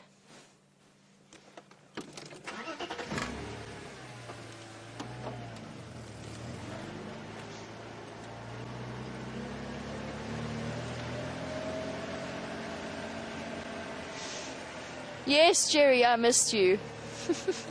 She just asked if I missed her. She was busy with other things, but she is back. Lo and behold, Jerry is back. Rejoice, everybody, Jerry is back.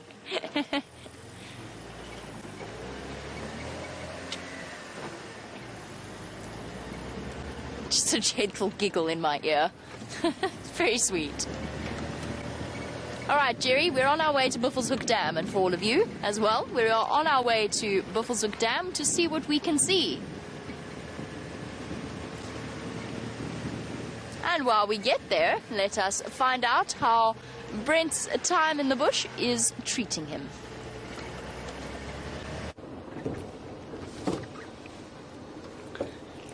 It is an absolutely gorgeous evening, and it's really soft light. Now you'll notice how yellow the light is compared to what it's been in the last couple of days. And that's that tiny little bit of rain we've had just settled to dust. And it means that you don't get that really red sunset. So the really, really red sunsets are generally when there's a lot of stuff for the light to reflect off in the air. So lots of dust and stuff like that. So it's going to be quite a yellow sunset, quite different, and always pleasant. I love the different moods that nature has for us. Oh, birds, birds, birds, Dave. Birds, birds, birds, birds, birds, birds. You see them?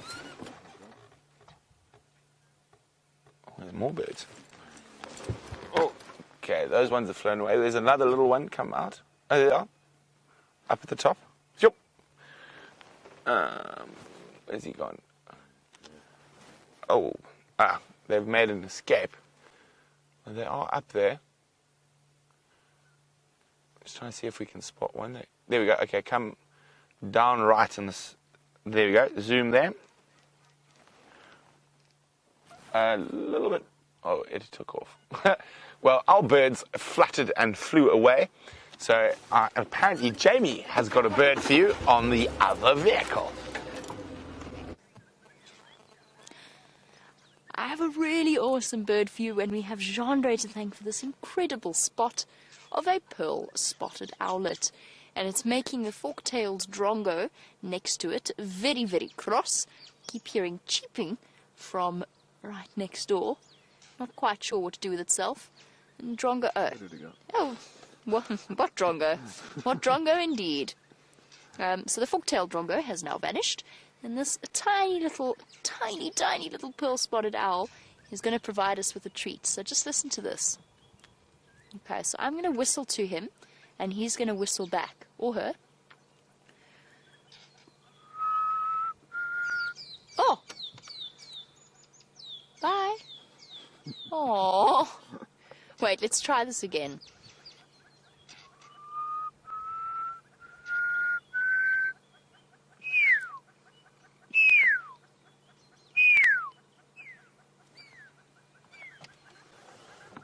Did you hear that? He responded.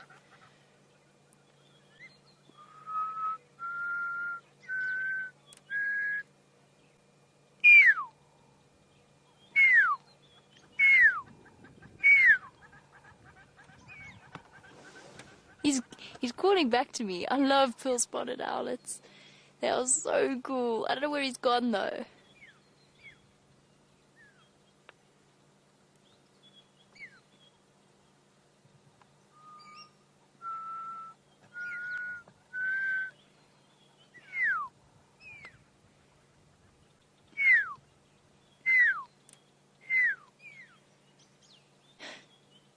I'm having a conversation. I'm having a conversation with a pearl-spotted owl. Actually, to be completely 100% honest with you, I think I might be having a conversation with a fork-tailed drongo, pretending to be a pearl-spotted owl, which is very rude, and is, of course, what fork-tailed drongos are famous for. So that was a pearl-spotted owl. I think they're my favorite owl. They're about this big, just a couple of grams. I mean, they really are. They're basically the size.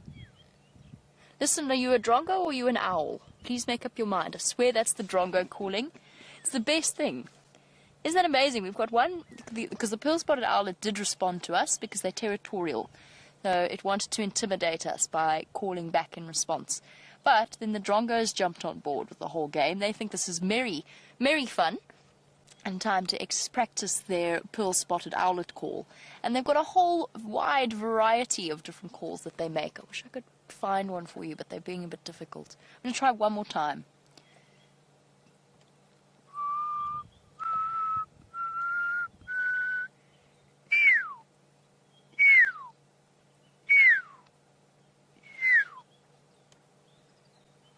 No, I think our conversation might be over.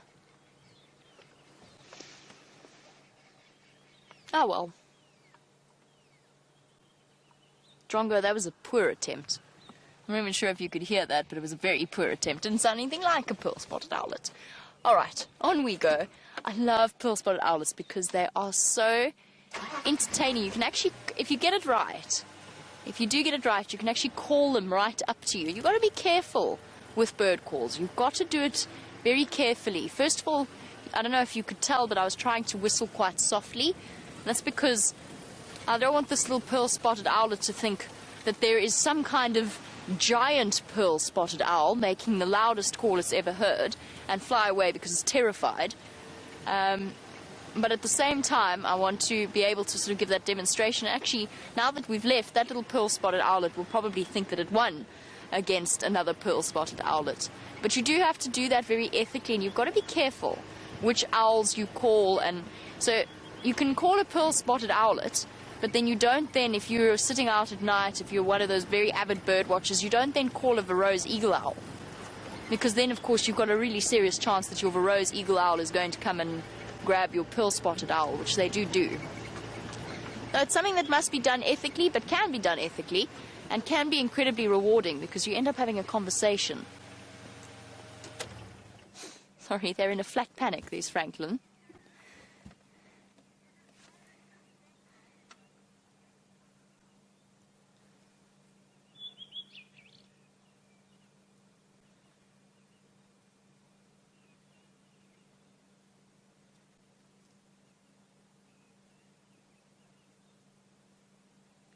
You're very brave. What do you plan on doing now, little bird? I don't want to turn my engine on because I get such a fright. Oh, sorry. Beanie attack. Beanie attack. Beanie photobomb.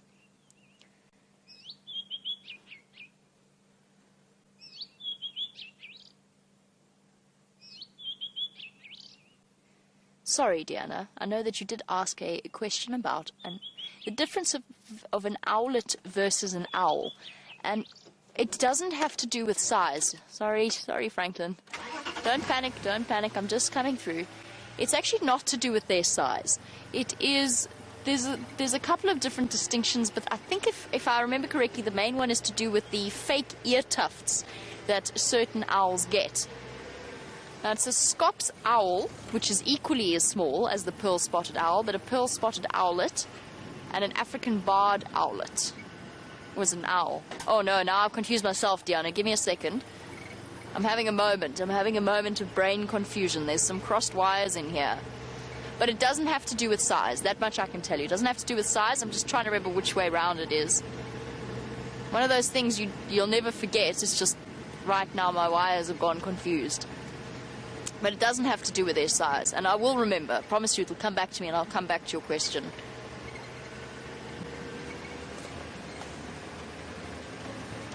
But that was a really, really good spot on Gendre's part.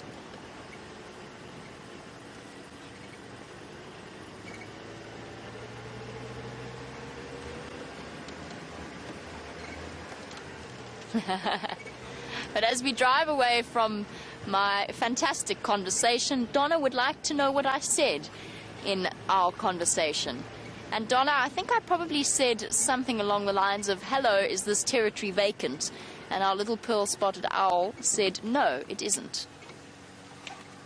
And I said, okay, fair enough, and I drove away, much like this Dacre has now run away.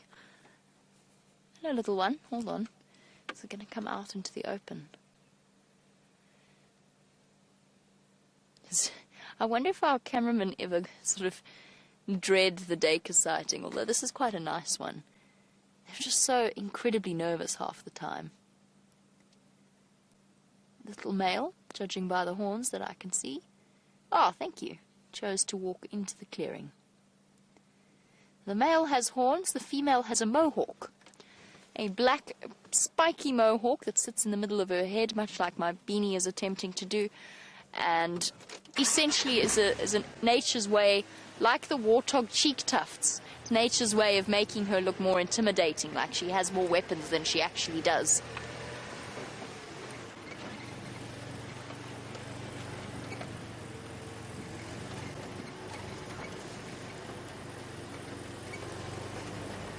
Alright, let us find out what Buffelshoek Dam has in store for us. And as I said, I'm still going to go and check that lion cub den. I haven't seen any tracks heading across in this direction. There's a chance, of course, that even if those are not her cubs at the kill, there's a chance that she's moved them either way to put them a little bit more central to the area that they're currently moving about in. How spoiled have we been with lion cub sightings, though? Between the Styx cubs and the Nkuhumas.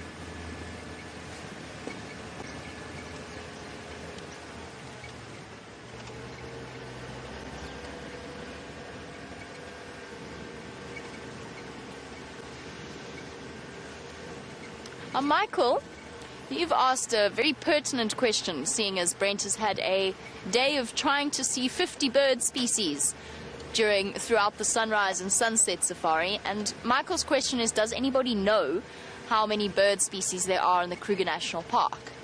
Yes, probably somebody does know how many there are. I can tell you that there's probably close to about 400.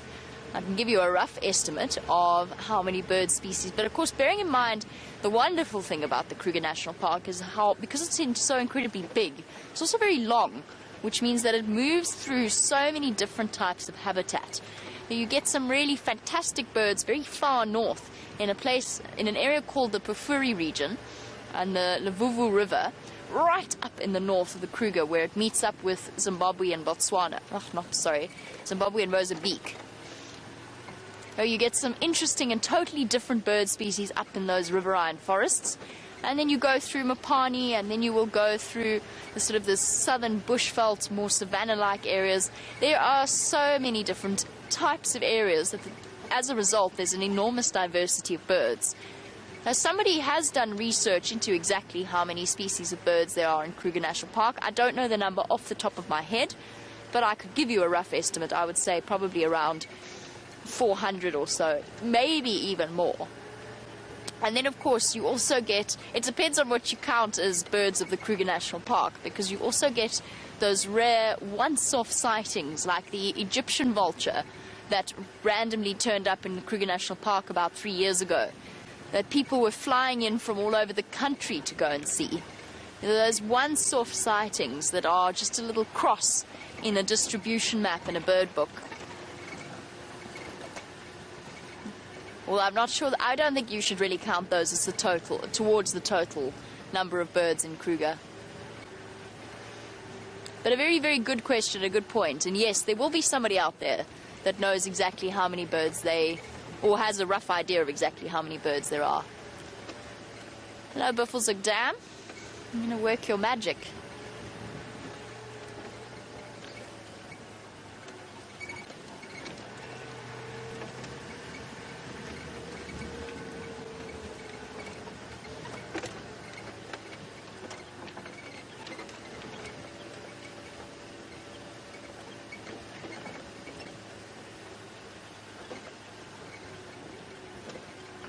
And also gives us a nice opportunity, like we spoke about earlier, to just see that unfortunately the very, very small amount of rain that we had has not made an enormous difference in terms of the amount of water.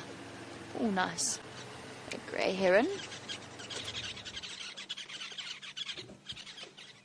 Awesome, well done, Chandra. One grey heron. Almost always around Buffelshoek Dam. And then in terms of our regulars that we have come to get to know and expect at Buffelshoek Dam, we also have one hippopotamus, enjoying what little cover the dam has to offer. Two Egyptian geese, which I may actually have parked Chandra behind a bush for. And you see that, oh no, you can't see them. Two Egyptian geese, enjoying some time out from foraging. And then, of course, our very noisy buffalo weavers that are always in the Balanites tree, always busy, frantically nest building. It's a constant activity, despite the fact that these nests, I don't actually think these nests have grown in size since I started working here a year ago. And yet our buffalo weavers are such busy bees around them. And their intense concentration in terms of building their nests has to be vocalized at all times as they chat to each other. These really interesting bundles of what look like random bundles of sticks and twigs. Not actually the case at all. The nest of a buffalo weaver is a true engineering feat, thought out and carefully planned, with false entrances and a true entrance that is almost impossible to find. And the hapless predator that decides to attempt to raid a buffalo weaver's nest will find itself really struggling, because buffalo weavers build their nests out of thorn trees. So you can imagine what it's like trying to sneak in there, whether it's a harrier hawk. They also always build them often build them right on the edge of the branches. So for something like a harrier hawk that is an experienced nest raider, they would have to grip and try and find a way in there. Very, very tricky spot for them to get into. Snakes would have to navigate and try and find a way in. And it's constructed to actually, despite appearances, be incredibly strong. The only thing I can tell you is that you really, really, and I speak from experience, because it landed Emma, my best friend, on 3 weeks' worth of antibiotics. You really don't want to walk barefoot underneath a buffalo weaver's nest, because you will find a thorn in your foot. And in Emma's case, a thorn that went right through to the bone and wound up with a terrible infection. Chandra, you know about foot infection, don't you? Chandra, of course, yes. Chandra, of course, managed to find a rusty nail with the bottom of his foot, and as a result also had quite a serious infection. He is all better now. He's recovered, and he's managed to keep both his feet and all 10 toes. All 11 toes, I mean. All right. On that note, we are going to send you back across to Brent, who has done a wonderful thing and managed to negotiate his way back into a very special sighting.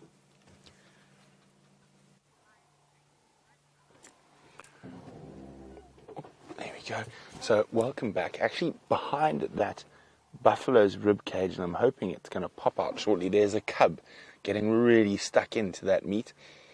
And there's actually cubs spread out all over the place. You can see about 4 or 5.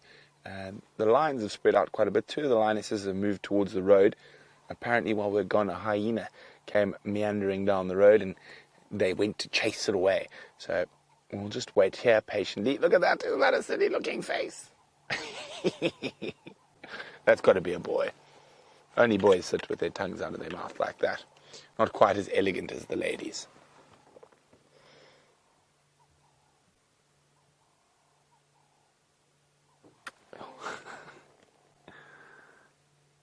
Oh, they are just too cute.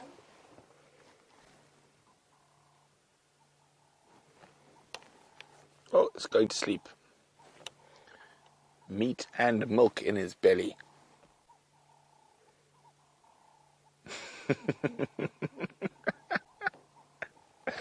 heavy, heavy head.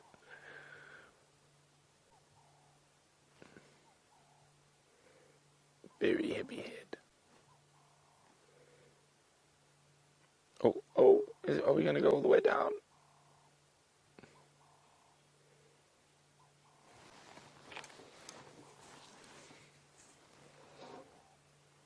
So, just to let you know, apparently there were 3 hyena. And the average rule for hyenas stealing kills from lions is, there we go, all the way down. You need 3 hyena per lioness.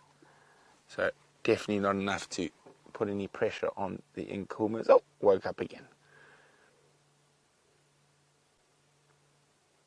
And of course, being a little lion cub is dangerous with all the other predators around. I like hyenas, but normally it's other lions that are the biggest killers of lion cubs. Oh, what's the female up to? She might move the carcass a bit, or she's looking to where those other lioness went off. She's going to tug the carcass a bit. Hopefully she pulls it into a position where we can see the cub if he's feeding on the other side.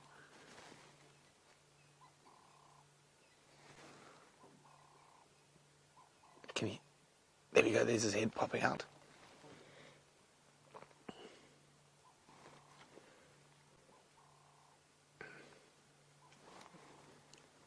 Settling down to feed. Ooh! Brave vulture just landed in front of me. Now, out of all the vulture species, there is the hooded vulture. Is going, that's where it looks like they actually made the kill. Just to the left of the vulture, I can see the stomach contents. Now, with their small beak, it's not nearly as robust as the other vulture species. So they quite often will be able to pick up little scraps that the other vultures would ignore, being too small for them. So there you can see, looking around, looking around.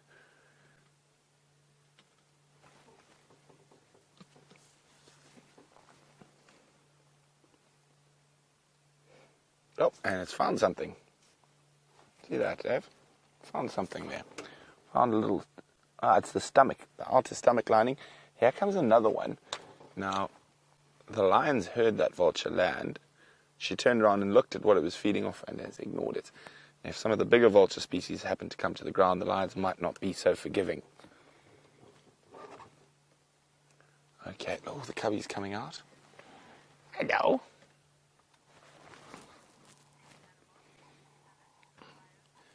Now, oh, look at that. And it looks like the cub's more playing with its food rather than eating it. Now, Alice in Ohio is wondering, do vultures only eat dead animals? 90% of their diet is made up of dead creatures. They will very, very seldom hunt. They prefer to scavenge. Where are you off to? Are we playing Stalk the Sleeping Cub? I think that's the game. Stalk the Sleeping Cub. And attack. Oh, that wasn't a very stealthy attack.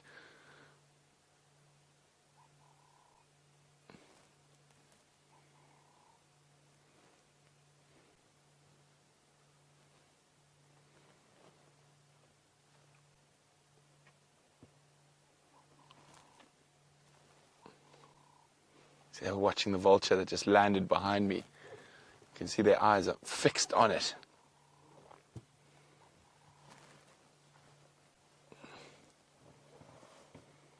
I'm just trying to see where the other lionesses are. I don't have a visual of them at the moment.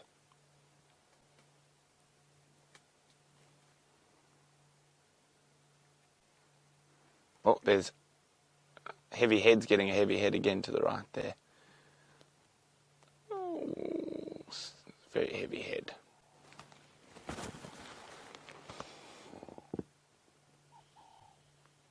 Watching the vultures here.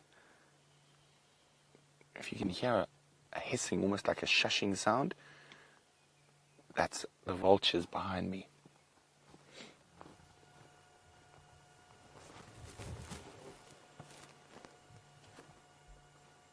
You can see they're quite interested in the vultures.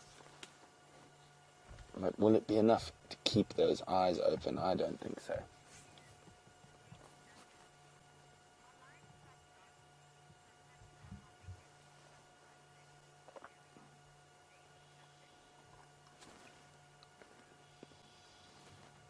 He's watching the vultures. If we come out, let's just have a look at these vultures. There's some relatively interesting stuff happening that the lion cubs are watching. Oh, they've just stopped now, but they might do it again. So they're just up here next to me. And there's a bit of an argument going on about perching spots. So is that a great, there we go. Oh, there we go, vulture fight.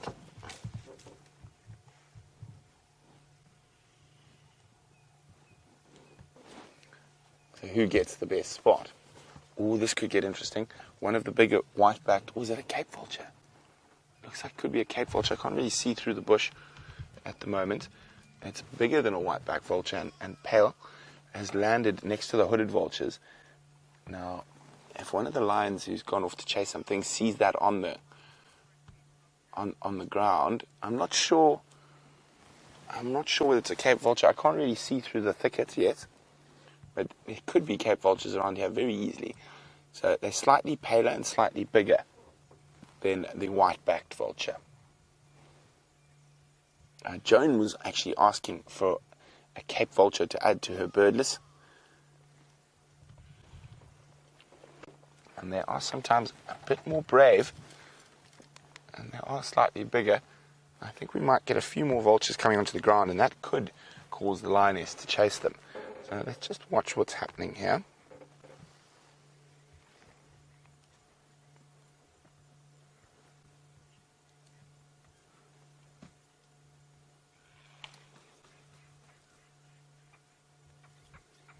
Okay, let's just see. Now, what we're looking for is if that Cape vulture opens its wings, it's got much lighter underneath the wings, and also it's got a line of little black dots there. And a yellow eye. Can we see the eye color? Yes. It's one of the diagnosed features. It could just be a pale white back.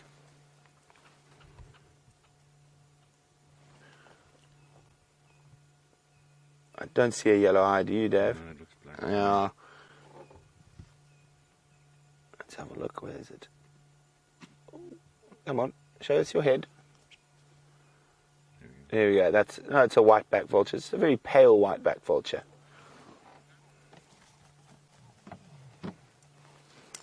Okay. Now the cubs are actually just watching what all the vultures are up to.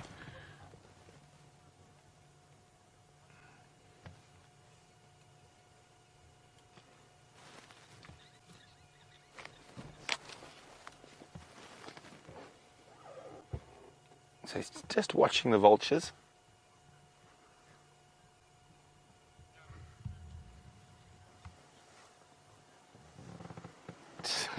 It's like lion cub TV vultures.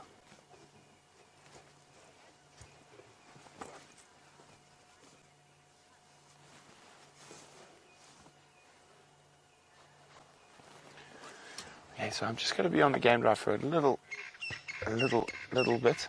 Actually, I'll do it just now. But Deanna would like to know, what is the hierarchy with feeding between lion cubs and lionesses? Is there fighting? So what happens is the lionesses will actually fight with each other quite aggressively over the carcass. Now, a big carcass like this, and they've all full, it's not such a big issue. But if it had been a small carcass, like an impala or something, they will definitely fight. Oh, vultures flying in there. They just keep landing in this tree next to us and then coming down onto the ground where the stomach contents are.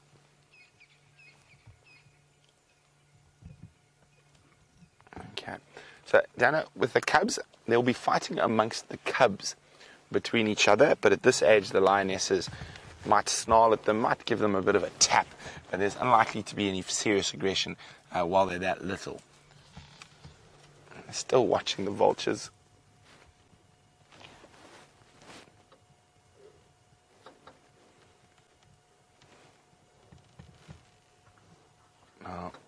I can only see 3 cubs. I'm sure the other 3 are around somewhere. And I think we've got 2 different sets of cubs here. We've got the slightly bigger ones and then the little fluff balls. Now, as I said, Paterson seems to think, and he could be right. I mean, we haven't had the best view of them just yet, and long enough that this could be the 3rd set of Nkuma cubs. And that lioness who was mating might have had cubs that whole time. But we're only going to be able to find that out in the next little while. Let's go back to the vultures. There's quite a lot happening there. You can see the lions looking at them. So, a tawny eagle's just landed as well, right at the top. So, eagles also definitely not scared of a bit of scavenging. So, we've got tawny eagle. But the vultures on the ground are starting to fight a bit.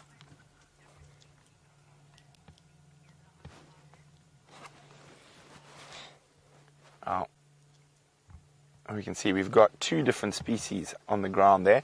And Mohammed in Doha is saying, is it common to have multiple species of vultures around a carcass? Oh, there's one about to land in, Dave. Just stay there. Boom.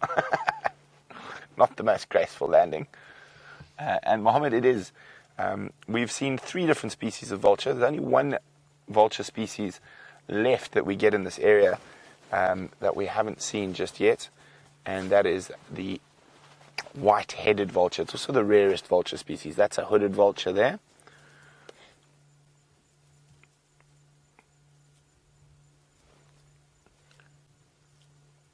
Now, if any more vultures come down, it might tempt the lions into... Okay, here it comes. So, watch it. As I said, the vultures, just like hyenas, they irritate lions. So she might, because they're starting to make a noise, they're starting to flap around, she might see them off. Is that amber eyes? I think it is.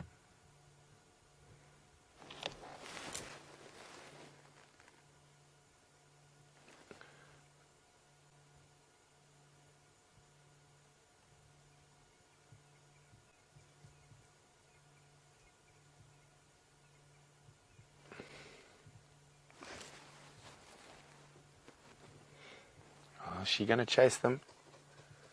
Maybe not. So I've just heard that the other 3 lionesses actually... Here she goes. Here she goes. There you go. So not the most energetic chase, but back in the tree. Back in the tree, you terrible creatures. There we go.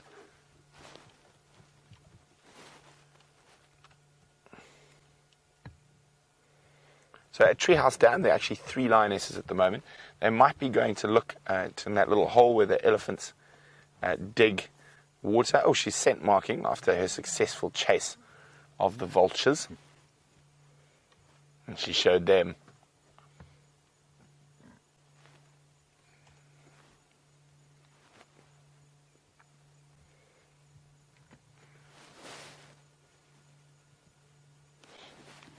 There you go. You can see that's not one of the lactating females.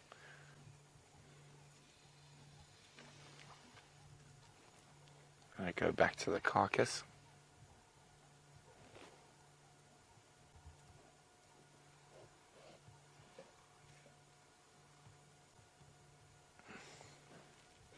I think they might be heading for water, the other 3 lionesses.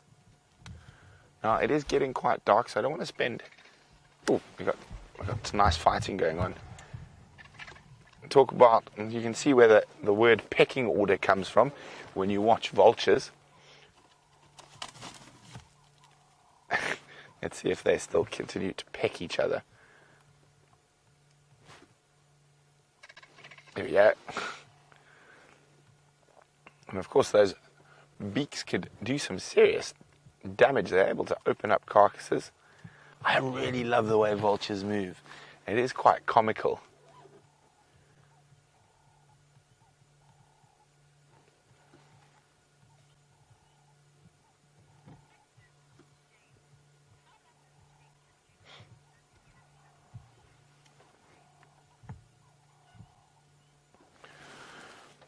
Now, James is wondering how long it takes a juvenile vulture to get its adult. There we go, here we go. Peck, peck, peck. The adult.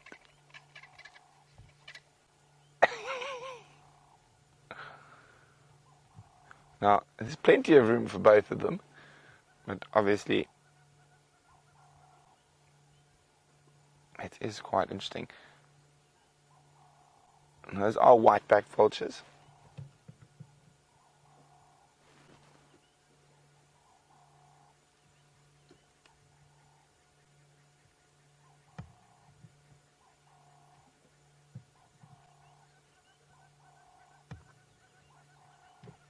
So I'm just going to be on the Game Drive channel for a second. Right. There we go. Yeah, I was the bombers at Chelepan junction with Weaver's Nest. So we probably are northeast of those three morphos, so they could be heading back here. There's the Tawny Eagle. It sounds like those other three lions are on their way back. Oh, there we go. As you say that, another lioness appears out of the bush. Now maybe it's the fourth one or the fifth one. So there's three that Elvis is following, and this one's just appeared out of the bush.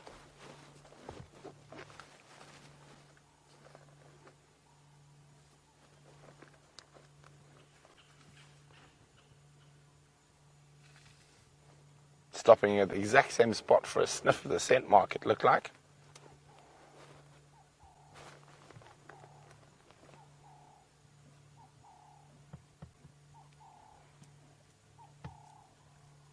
It's one of the lactating females.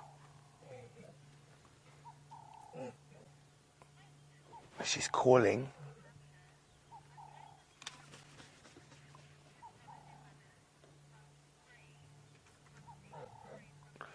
So she's probably calling for the little... Oh, here we go. All the lions are arriving back, but let's just stick on the one who's calling, because she might want to call those three other cubs. There's one of her cubs to the left of us and who's responding. There's other mom, so now we know who the two moms are from the calling. We've got a mom either side. She's going to walk right past us, right next to Dave. Dave, you better behave yourself. Let's come this side. There's going to be either a fight or a greet. Oh, you could hear the growling of the female as soon as she started moving towards that carcass.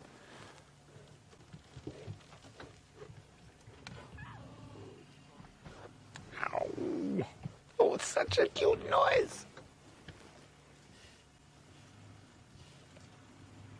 Let's just come off to the left where the cubs are.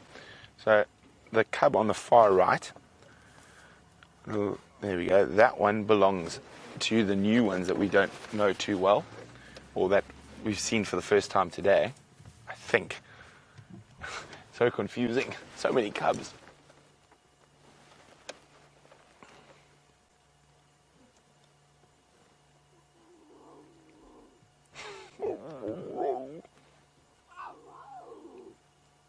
Can you guys hear that? Isn't that awesome? I'm just going to keep quiet while there's a bit of calling going on.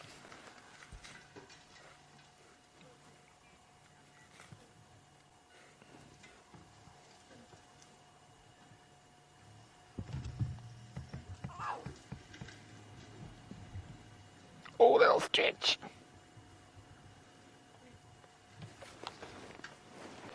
Let's see where that other lion is. She went behind Dave. I can't see her at the moment.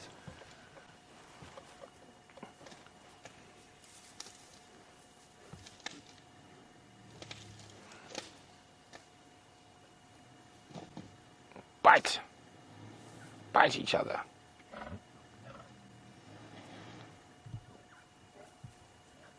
So two lionesses have come back. Well, we actually see quickly to the adult female. She was trying to pull the buffalo away from the other lioness, even though the other lioness isn't really feeding it. She got it stuck. Oh, there we go. She's going to walk to the cubs now. See that snarl as she goes past. My meat. There we go, calling the cubs.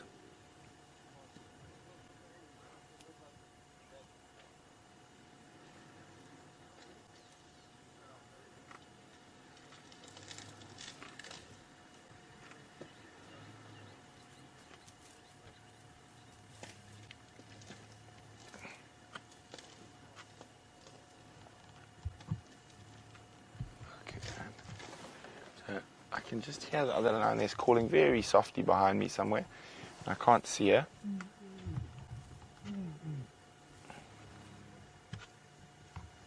I think she's going to lie down quite close to the cubs there. There we go. Flop.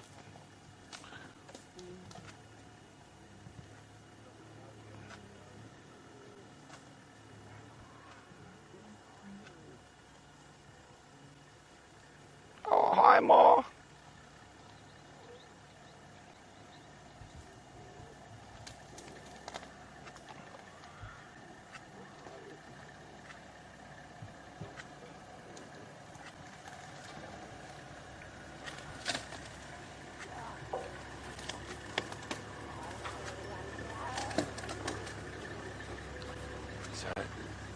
Look at them clambering all over Mom. One's already started suckling.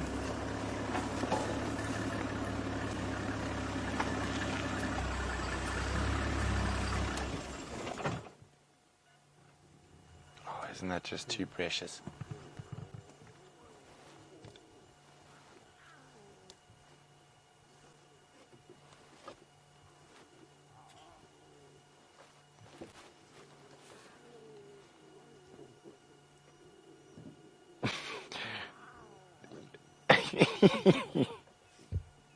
Bite you. I'm trying to drink here.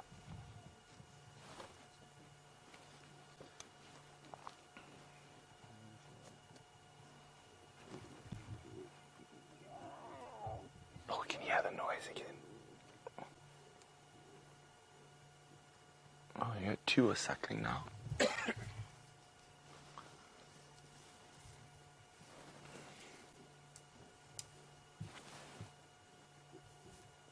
The third's got a toy, a piece of buffalo dung, and he's throwing around.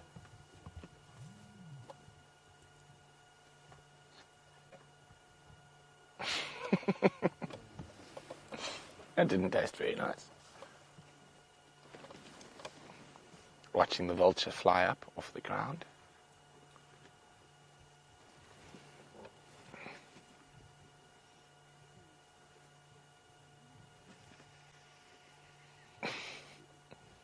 Playing with the buffalo dung. He's killing it. So all these little games that little cubs play are very important, and that's practice for later on in life. And you don't have to teach a lion how to hunt. It's got that knowledge instinctively.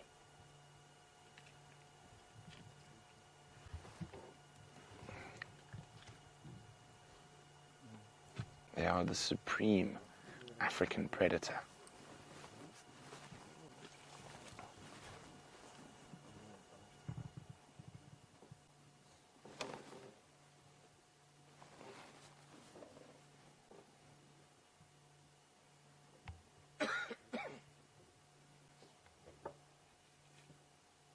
Thirsty little tykes.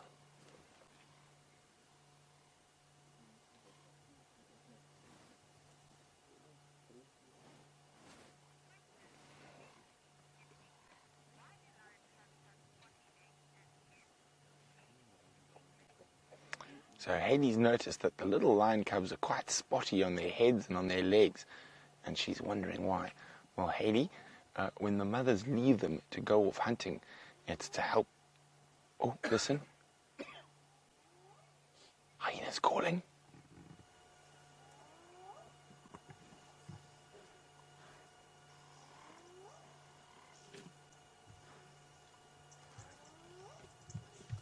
Whoop.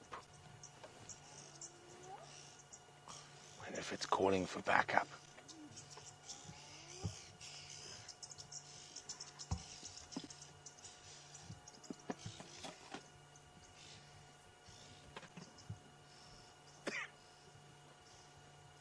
Sorry, Haley.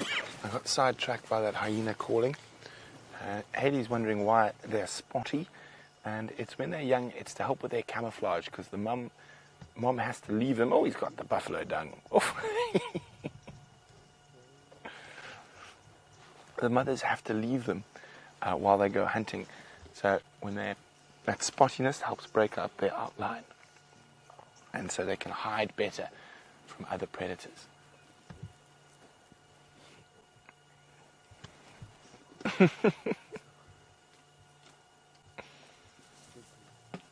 Having great fun with that piece of buffalo dung.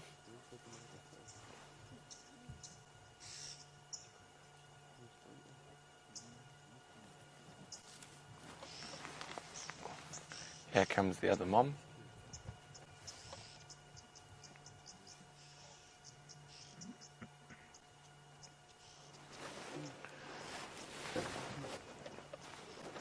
Just chat. Elvis, there's 3 more Mumpimpan that side. Oh, they're coming. Oh, yeah, they come. They're not very relaxed, these ones. Here they come. Here come the little guys. See, just sitting patiently pays off.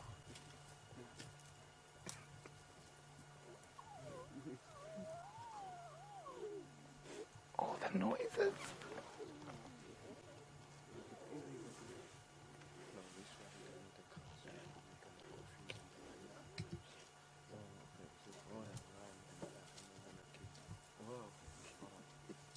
Look at their little ones. Just keep on the adult to the right. There might be a bit of a... And no, she's lying down, don't worry. I thought she was going for the carcass. There might be a bit of an argument if she had. Oh, look at these little ones.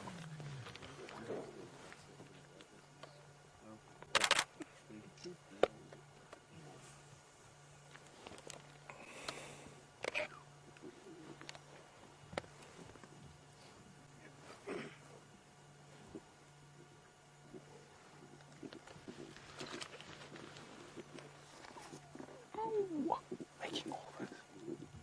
Oh, you can hear the other ones feeding on mom behind the bush quite aggressively.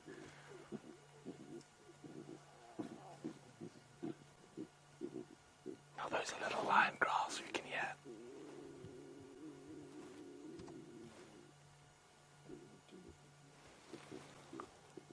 Oh, the 5th lioness looks like she's stalking hyena. So there were 3 hyena around. And I've just spotted her just up ahead here. She's moving that way, but she's down in a stalk. I've lost sight of her now. I'm just trying to see if we can pick up the movement. She was moving through here.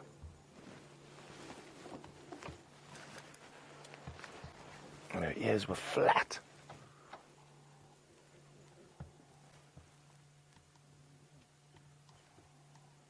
Can't see her now. Okay, I'll keep an eye on that area.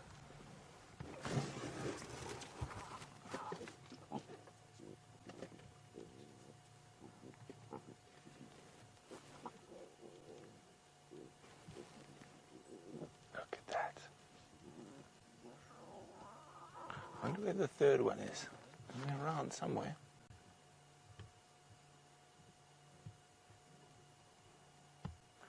Now, I'm trying to remember from seeing that female mating. Didn't she have a wound on her left or right side? But that was Amber Eyes who had that. Oh, look at that.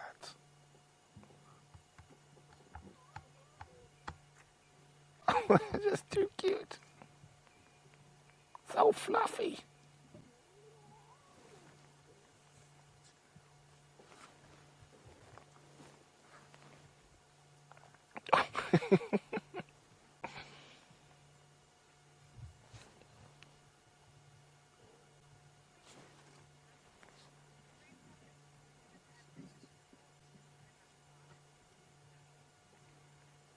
Oh, here comes that last lioness. So all 5 lionesses are accounted for. There she comes. Now, Zoe is asking, have the Nkumas had successful litters before these? They've had quite a few, Zoe. One of the adult lionesses is the last successful litter, and of course then there was Junior as well.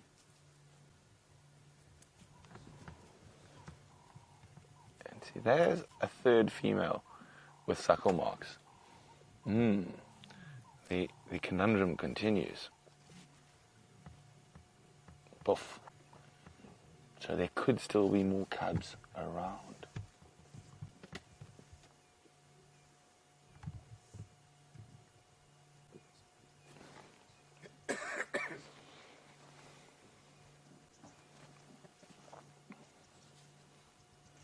it is getting quite dark. We're not going to stay here for too much longer.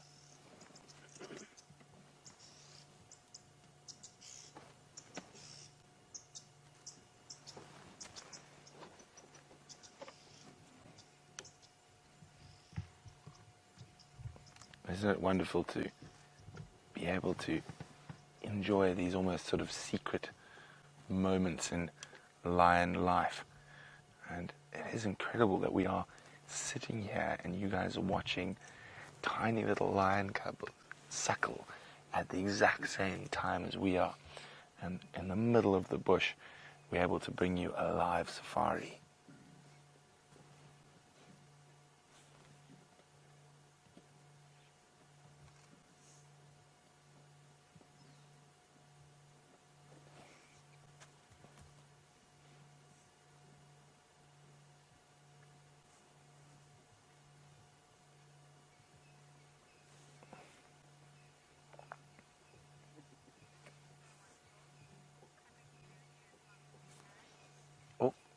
There's a little... Oh, just come. There's a little one coming through towards the carcass.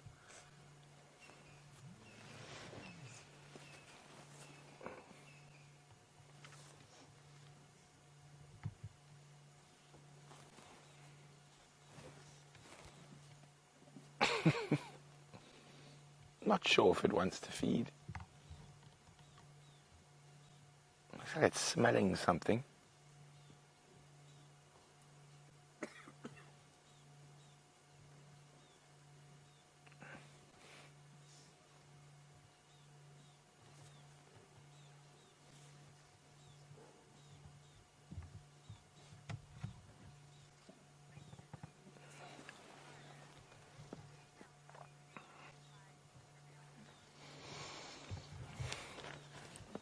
Hi, Kim. Kim is in sunny Florida. Kim would like to know, would the female cub stay with the pride even when they're adults? I think it's scared of the buffalo. There we go. And Kim, yes, they will. So the only time females will leave their natal pride is when they get very, very big, sort of over 25, 30 individuals, and it becomes difficult to provide enough food. Then the pride splits normally. But at a pride this size, the female cubs will stay with their moms and aunts.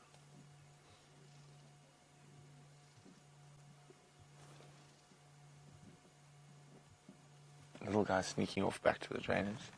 Oh no, he stopped for a lie down.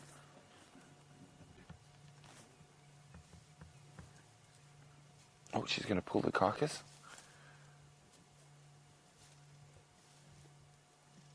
Look at those three little hooligans attacking the buffalo's ear.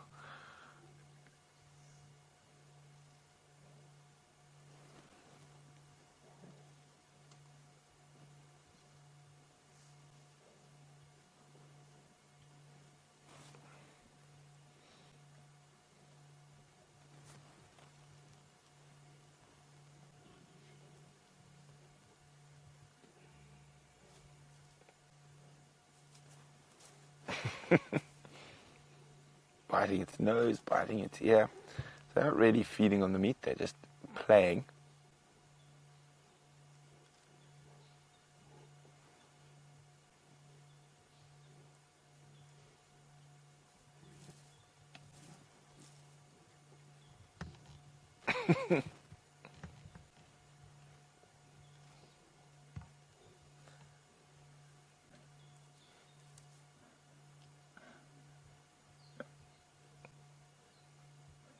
Isn't this just wonderful to sit here and watch these little balls of cuteness?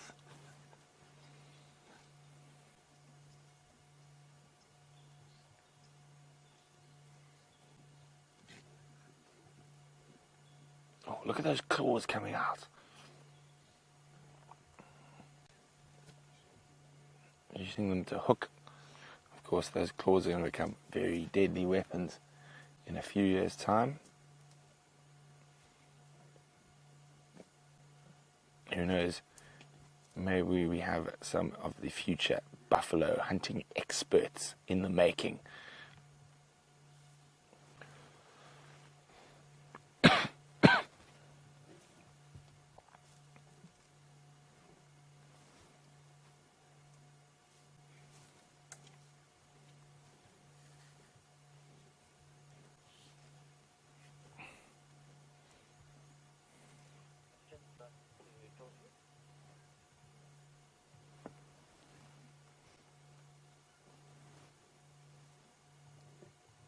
So we heard that hyena calling. I wonder if it's going to be calling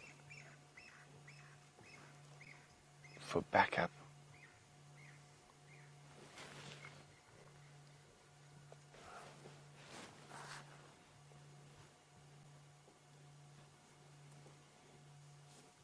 But so, as I was saying, on average, there's 5 adult lionesses here. So you'd need at least 15 hyenas, possibly a few more, to be able to push them off this carcass.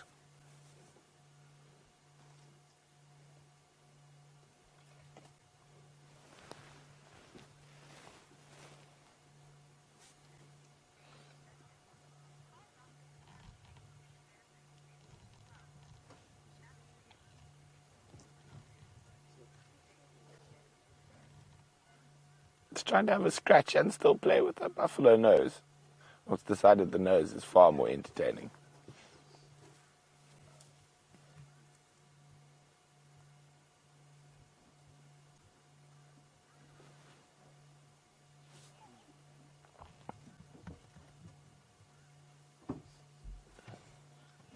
And the 2 little ones who are not used to cars are literally fascinated by us.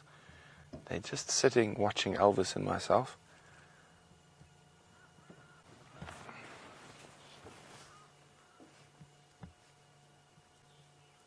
You can see they're a little bit younger. I think Saxon might be right. They are a little bit younger than the other 3, but I don't know if they are as young as those ones that were at Buffalo's Hook Dam. It's going to be really fascinating to see what happens.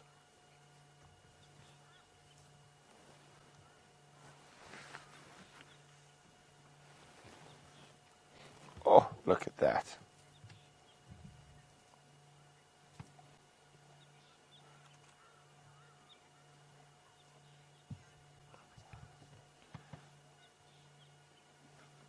That is just so wonderful.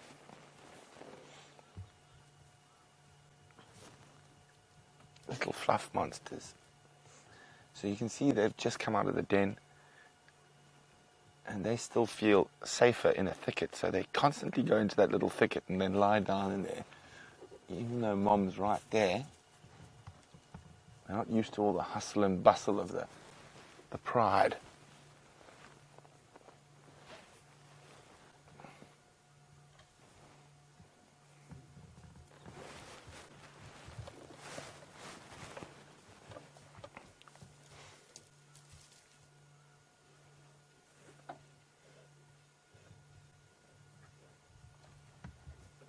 You can see those 3 have been with the pride for a bit longer.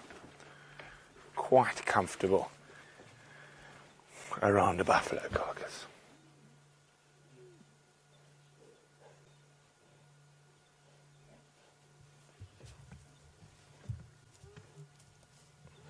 So we're going to leave shortly, as it's getting a bit dark and we don't want to be hanging about here. Oh, let's just see where that female goes. If she goes to start feeding, we could get a little bit of aggression from the other female. I think she's just going to lie down.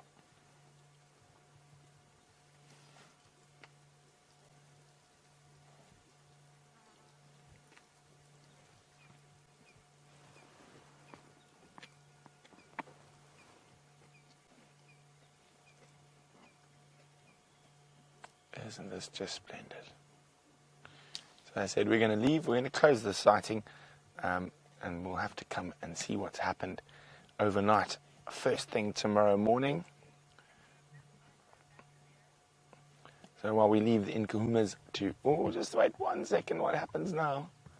Enjoy their buffalo. Is there going to be one last little argument before we leave?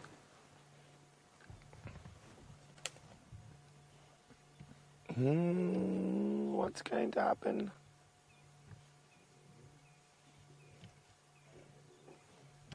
The little cubs are actually feeding rather than playing now, and you hear them growling at each other.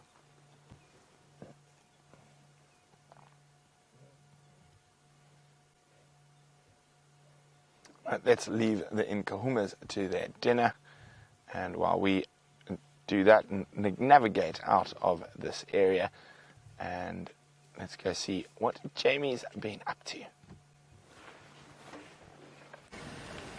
I've been patiently sitting with a batelier that I was most desperate to show you, but unfortunately, and absolutely rightly so, the cubs took 100% precedence.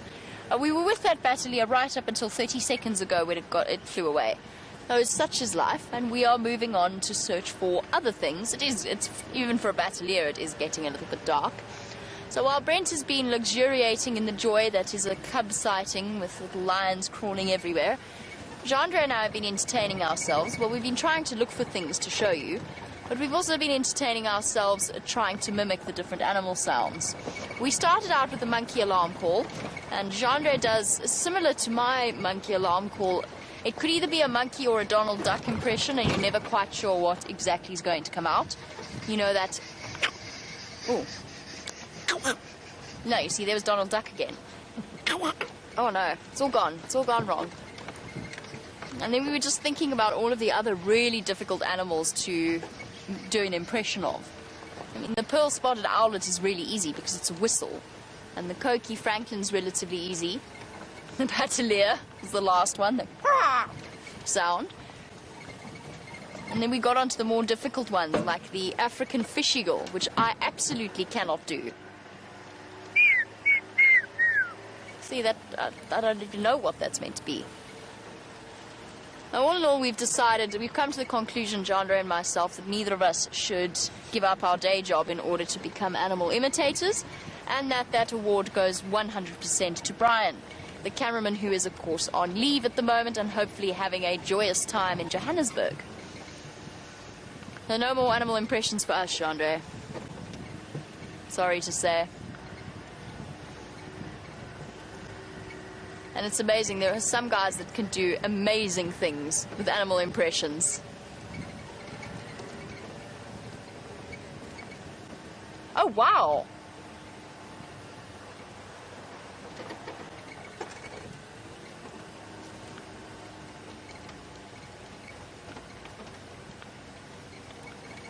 Sorry, I was about to sneeze. So, Elaine, thank you so much for your info that you sent through. And I didn't even begin to imagine that there were that many birds. I knew that there were lots of birds in South Africa. I didn't realize how many there were in the Kruger National Park. So Elaine has sent through some info on the number of birds in the Kruger National Park. 851, apparently, recorded species, including 9 that have been introduced. 858, including 9 that have been introduced and 51 that are endemic. So thank you so much, Elaine. And that was to answer Michael's question, who asked about 31, being shouted at by Jerry. 31 endemic. Sorry, Jerry. Sorry, Elaine. Sorry, everybody. 31 endemic. I was going to say, 51 is a lot of endemic species. So 31 endemic, and that is in answer to Michael's question about how many recorded bird species there are in the Kruger National Park. Isn't that incredible? Your chances of seeing 851, as I said here, 58, sorry, seeing that many bird species here is relatively unlikely, since we just don't have that same level of diversity as we have throughout the entire Kruger. But it does make you realize why the Kruger National Park is such a place for the avid birders to flock to. Ha, get it? To flock to, that was unintentional, in order to find all of the birds of their dreams. And there are some really incredible birds. I mean, Brent and myself went up to Pafuri in March, and we saw some really interesting sights, even just the trumpeter hornbill, which I've seen many, many times before, but it's just one that we never ever see down here. So, Michael, I do hope that you're still watching and that you got that little update from Elaine. And Elaine, thank you very much. Really appreciate it. And I won't ever forget the number 858. It was 858, right? Yes, 858. And if I ever forget it, Sherry will shout at me. So 858 birds recorded in the Kruger National Park. Awesome. I found out something today, sorry. And I'm going to go do some more research into it. But it's something really, really interesting. And I'm actually not going to move this land snail shell. And the reason is it looks like there might, I don't know, there's potentially something living underneath it or in it. But I discovered something about these land snail shells that I never knew before. The other day we had a hole drilled that I thought might have been made by a wasp species that had been sort of, it looked like it had been drilled into a land snail shell. Now I found out from Taylor, actually, it was from Taylor, that the fireflies, sorry, I forgot the word there for a second, fireflies will actually be the ones responsible for parasitizing land snails. I had no idea that was the case. But really, really interesting. They lay their eggs and the larvae actually will parasitize the land snail. How interesting is that? I don't know exactly how it works. Something that I still want to look into and do some research on. I mean, we didn't see any fireflies, did we, in summer? I don't think we did. I don't remember seeing any fireflies or glowworms in summer. It's just one of those seasons where I think it was just too dry here. Although it was my first summer in the northern Sabi Sands, so I don't know whether or not they are commonly seen here. We used to get them all the time where I used to work, and they're amazing creatures. That chemical reaction going on inside their abdomens to create the blinking lights. And I think fireflies is something that I would say most of our audience will have experienced at some point in their life, seeing them. Truly incredible creatures.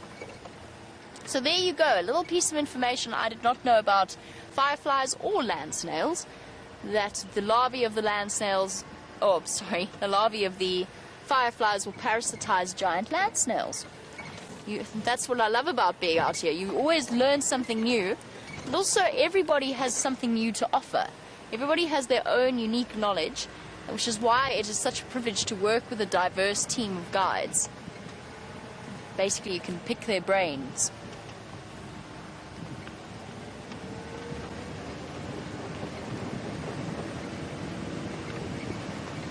And now we head into the night. Jandre says he feels like an aardvark sighting. Can you smell the potato bush, Jandre? As we go through here, let me just look for it. Oh, sorry, Wendy. Somewhere in this dip, there is a tree called a potato bush. And there's a wonderful story written by Veronica Root. Veronica Root has written some amazing books on the different tree species. I can't see it, and it is actually quite a tricky tree to see. There's a tree called a potato bush that is called a potato bush because it genuinely, the flowers really, really smell like cooking potatoes. It's a wonderful smell. It makes you immediately look around for whoever might be cooking. And there's a story from Veronica Root, who has a fascination with all things plant-based. She's written some amazing books of the books of Botswana, of the plants of Botswana and the flowers and so on.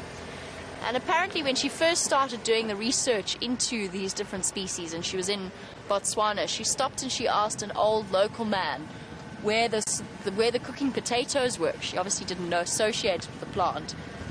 And he sort of laughed and shook his head, but obviously couldn't speak English, and just pointed at a tree. And she convinced herself that he didn't understand what she was asking. And off she went on her way, and it was only later that she discovered that he'd been pointing to the potato bush because it smells like cooking potatoes. It's one of those uniquely African scents. And it's one that I always associate with summer, but you do get the odd one that flowers. They actually can flower pretty much almost all year round. So now we go off searching for nocturnal creatures. As I said, Jandre feels an aardvark sighting. I'm still on a porcupine mission. I keep driving the places where I've seen porcupines before. No, I mean porcupine tracks, that is. No luck. I've yet to see a porcupine on Djuma, but I feel as though our luck will change. And when things start to happen in the future, not giving too much away, not giving much away at all, but perhaps there will be opportunities in future to explore the nocturnal life of the bushveld in a little bit of greater depth than we're able to do now. Hello, Impala. Let's turn my lights off.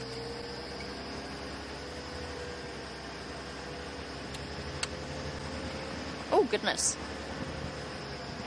Lots of Impala.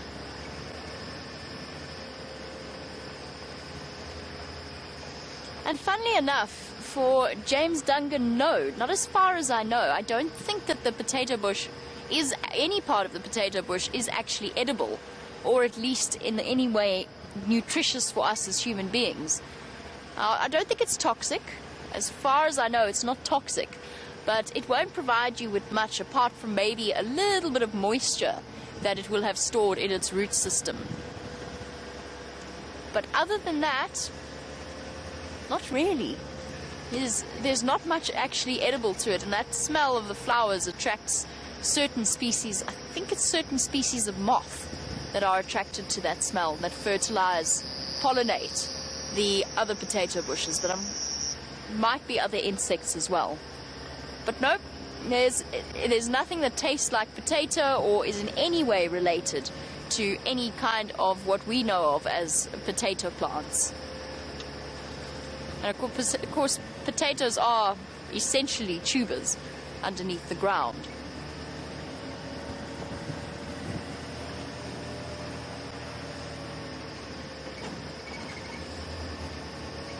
The other reason we're here, by the way, on the southern boundary, is I'm now desperately curious as to where Karula really is, because we usually have quite a good idea. She disappears for every couple of days, but most of the time we know, okay, she's crossed to the south, or she's gone in our direction, she's somewhere here. But it's been a while, it's been at least 3 days since we last saw a fresh Karula track, probably more. So she's around. I just get very curious as to where she might be, because we've got very used to knowing where she is, approximately where she is. We don't know exactly, but we do get an idea as to what area she's walking in. Light's very difficult for tracking, but so far I haven't seen any sign of her coming across the road.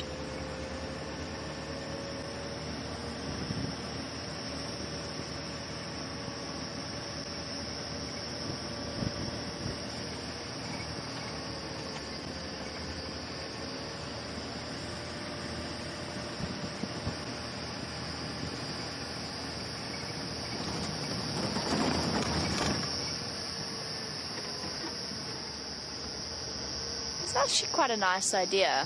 I'm going to stop a bit further on and just listen to how the sounds of the bush have changed since the rain.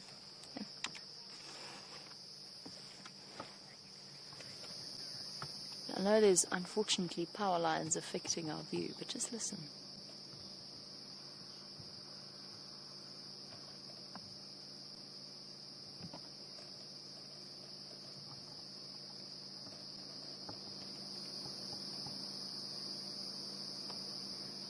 Lots and lots of cicadas and crickets all of a sudden.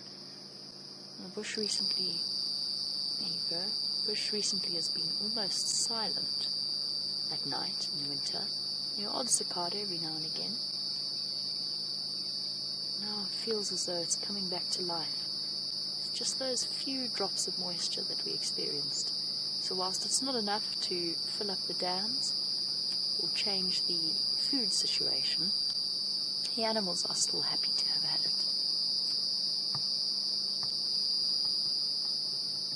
Beautiful. Songs of the bush at night.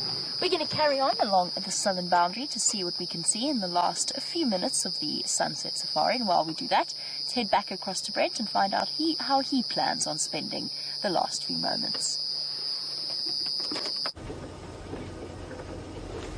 Well, as Jamie's saying, we do not know where Karula is at the moment.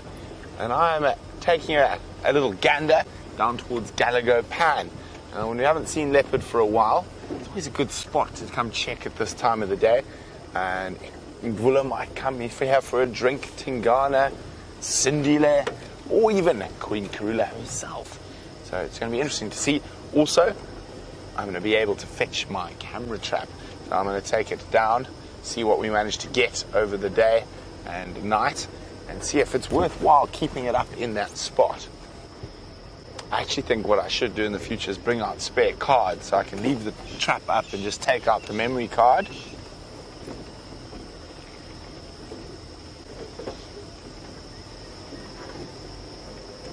There we go, at the pan. Oh, no leopards. Nothing, in fact.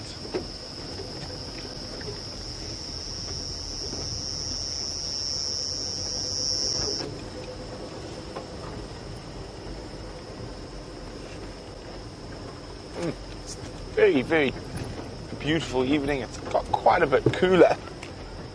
As you can see, jackets are on.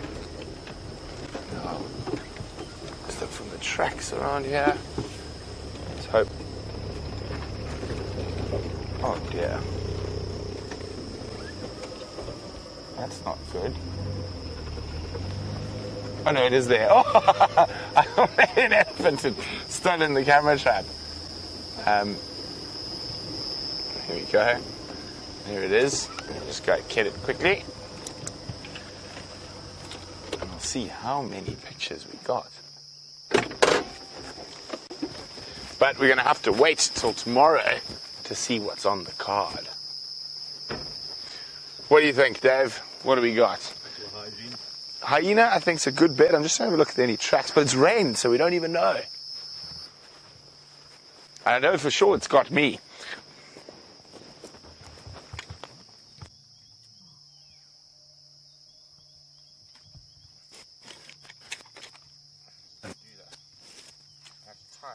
So it didn't do that. Catch whatever might go past. I think we might get a civet there. I'm really hoping for something. Oh, sorry, I think it's my facing. But I'm really hoping for something like a caracal. Wouldn't that be cool? So there's probably going to be a few pictures of us. So let's see. It tells me how many pictures have been taken. Maybe some Ellies during the day. There's only 24, so not that much came past here last night. So I think there's at least probably 10 of us.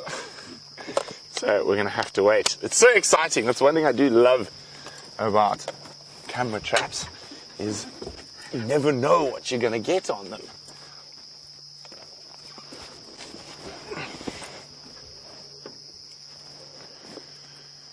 Maybe even Queen Karula.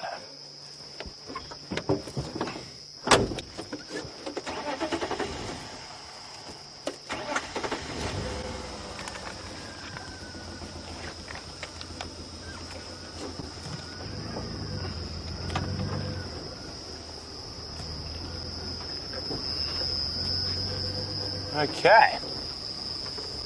Now, tomorrow morning, I will be taking some time off from the bird quiz because Jamie and I are going to swap vehicles, and what that means is this is the birding camera, so maybe we'll see if Jamie can get 50 birds on the camera, and then we'll do the same the next time we're on Rusty.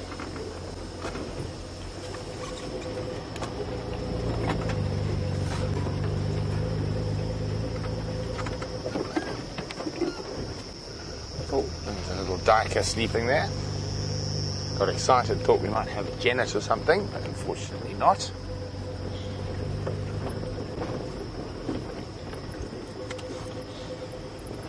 Now, as Jamie mentioned, it's incredible how the insects have come to life after that little bit of rain.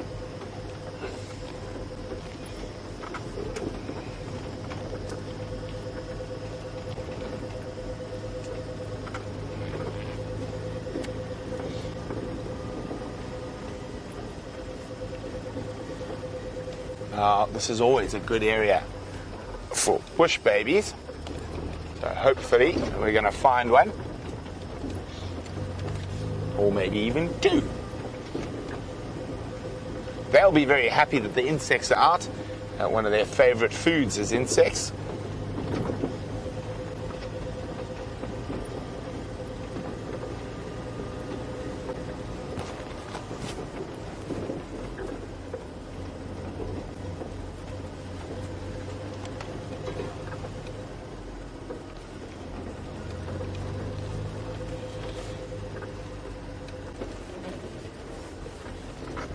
Wasn't it absolutely wonderful spending time with those little cubs? And there's a conundrum to be solved, is that did that mating female actually still have her cubs? Because there are definitely 3 lactating lionesses still.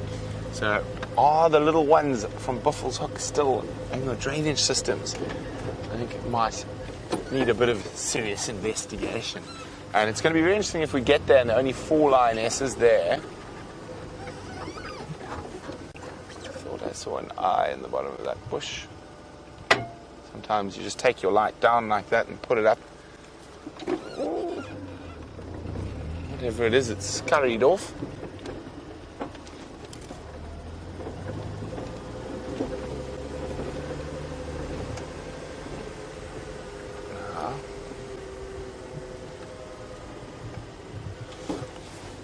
Now, Jean says, were there only 5 cubs there? Jean, I thought I saw 6, but I was just quite excited, so there could have only been 5. I'm not sure. We'll have to wait till tomorrow. Okay, now, Dave, you're not going to believe me, but if you zoom in the center of that spotlight, let's have a look. So I need to watch monitor. Maybe if I move it a little bit.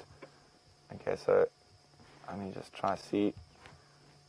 Okay, right where the main brightness of the spotlight is in the middle.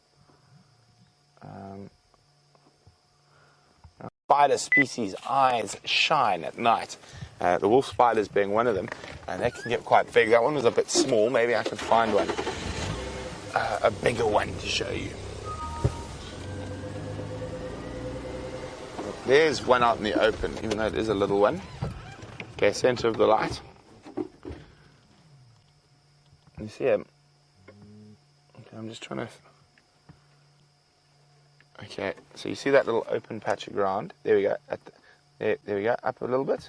See, center frame now? There's the spider. There we go. Look at him. Isn't that incredible? Down a bit. There we go. See him now? There we go. So I can actually see their eyes shining at me. So there's little wolf spiders. Incredible little predators that scurry around on the ground, hunting for other spiders, insects, and even some of the really big species of wolf spider have been recorded catching mice and birds. That is definitely not one that's going to catch a mouse or a bird. Probably about the size of a penny. Okay, let him carry on in his hunting. Yeah, but there's always something to look at, and if you know where to look and if you're prepared to just look that little bit deeper.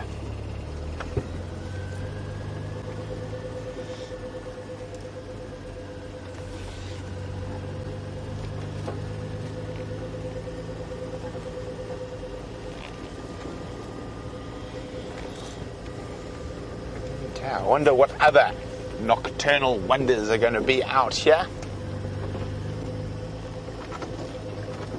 So we're going to go check one last little bush baby hot spot, and once we've gone through there, if we have no success, we'll send you back to Jamie for the last little bit of the show. But it has been absolutely splendid spending time with you out here in the African bush on a live African safari, and I really do love being able to share my passion and love for that Africa with all of you out there at home. And don't forget, we'll be sharing love and passion about the African bush again tomorrow morning from 6:30 a.m. Central African time to 9:30. So no bush baby in my bush baby hotspot. So while we continue on, see if we can find anything in the last few minutes of drive. Let's go see what Jamie's got. I really hope I have a hyena for you. The other right, the other left. Got it. There you go. Oh, don't go, hyena. I was really desperate to try and get here before the hyena disappeared because we've had hardly any hyena sightings. And I would love to know which particular individual this happens to be. Our hyenas have moved their den site away from where they have been in the past, and they've left us bereft of their company.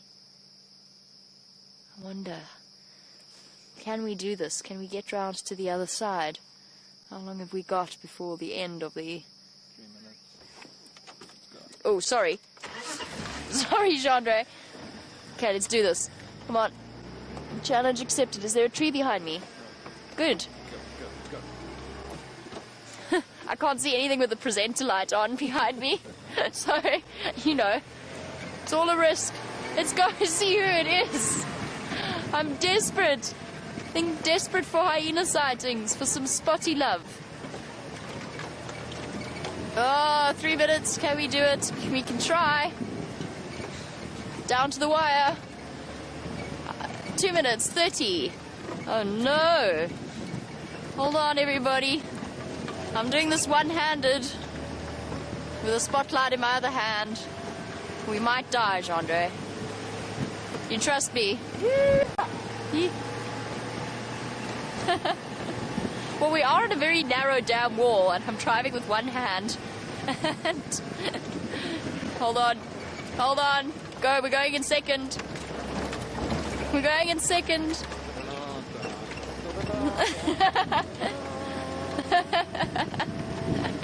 Whee!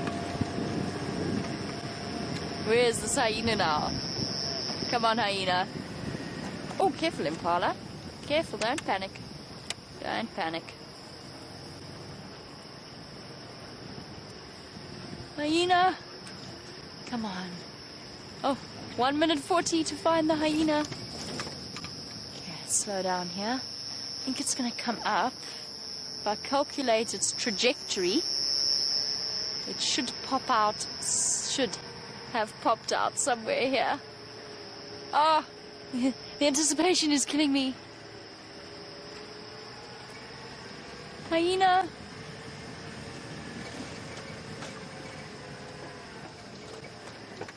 Come on. Come on.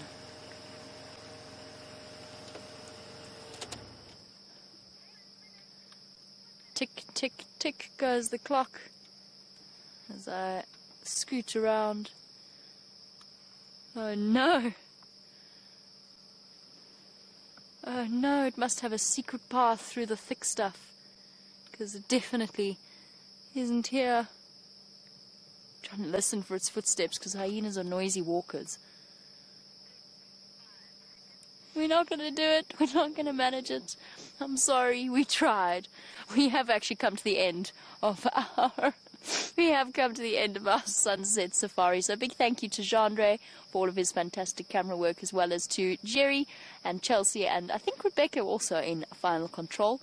Most importantly, a big thank you to all of you across the globe for joining us here on our sunset safari. We look forward to seeing you once again first thing tomorrow morning. In the meantime, have a wonderful day or evening. Bye-bye, everybody.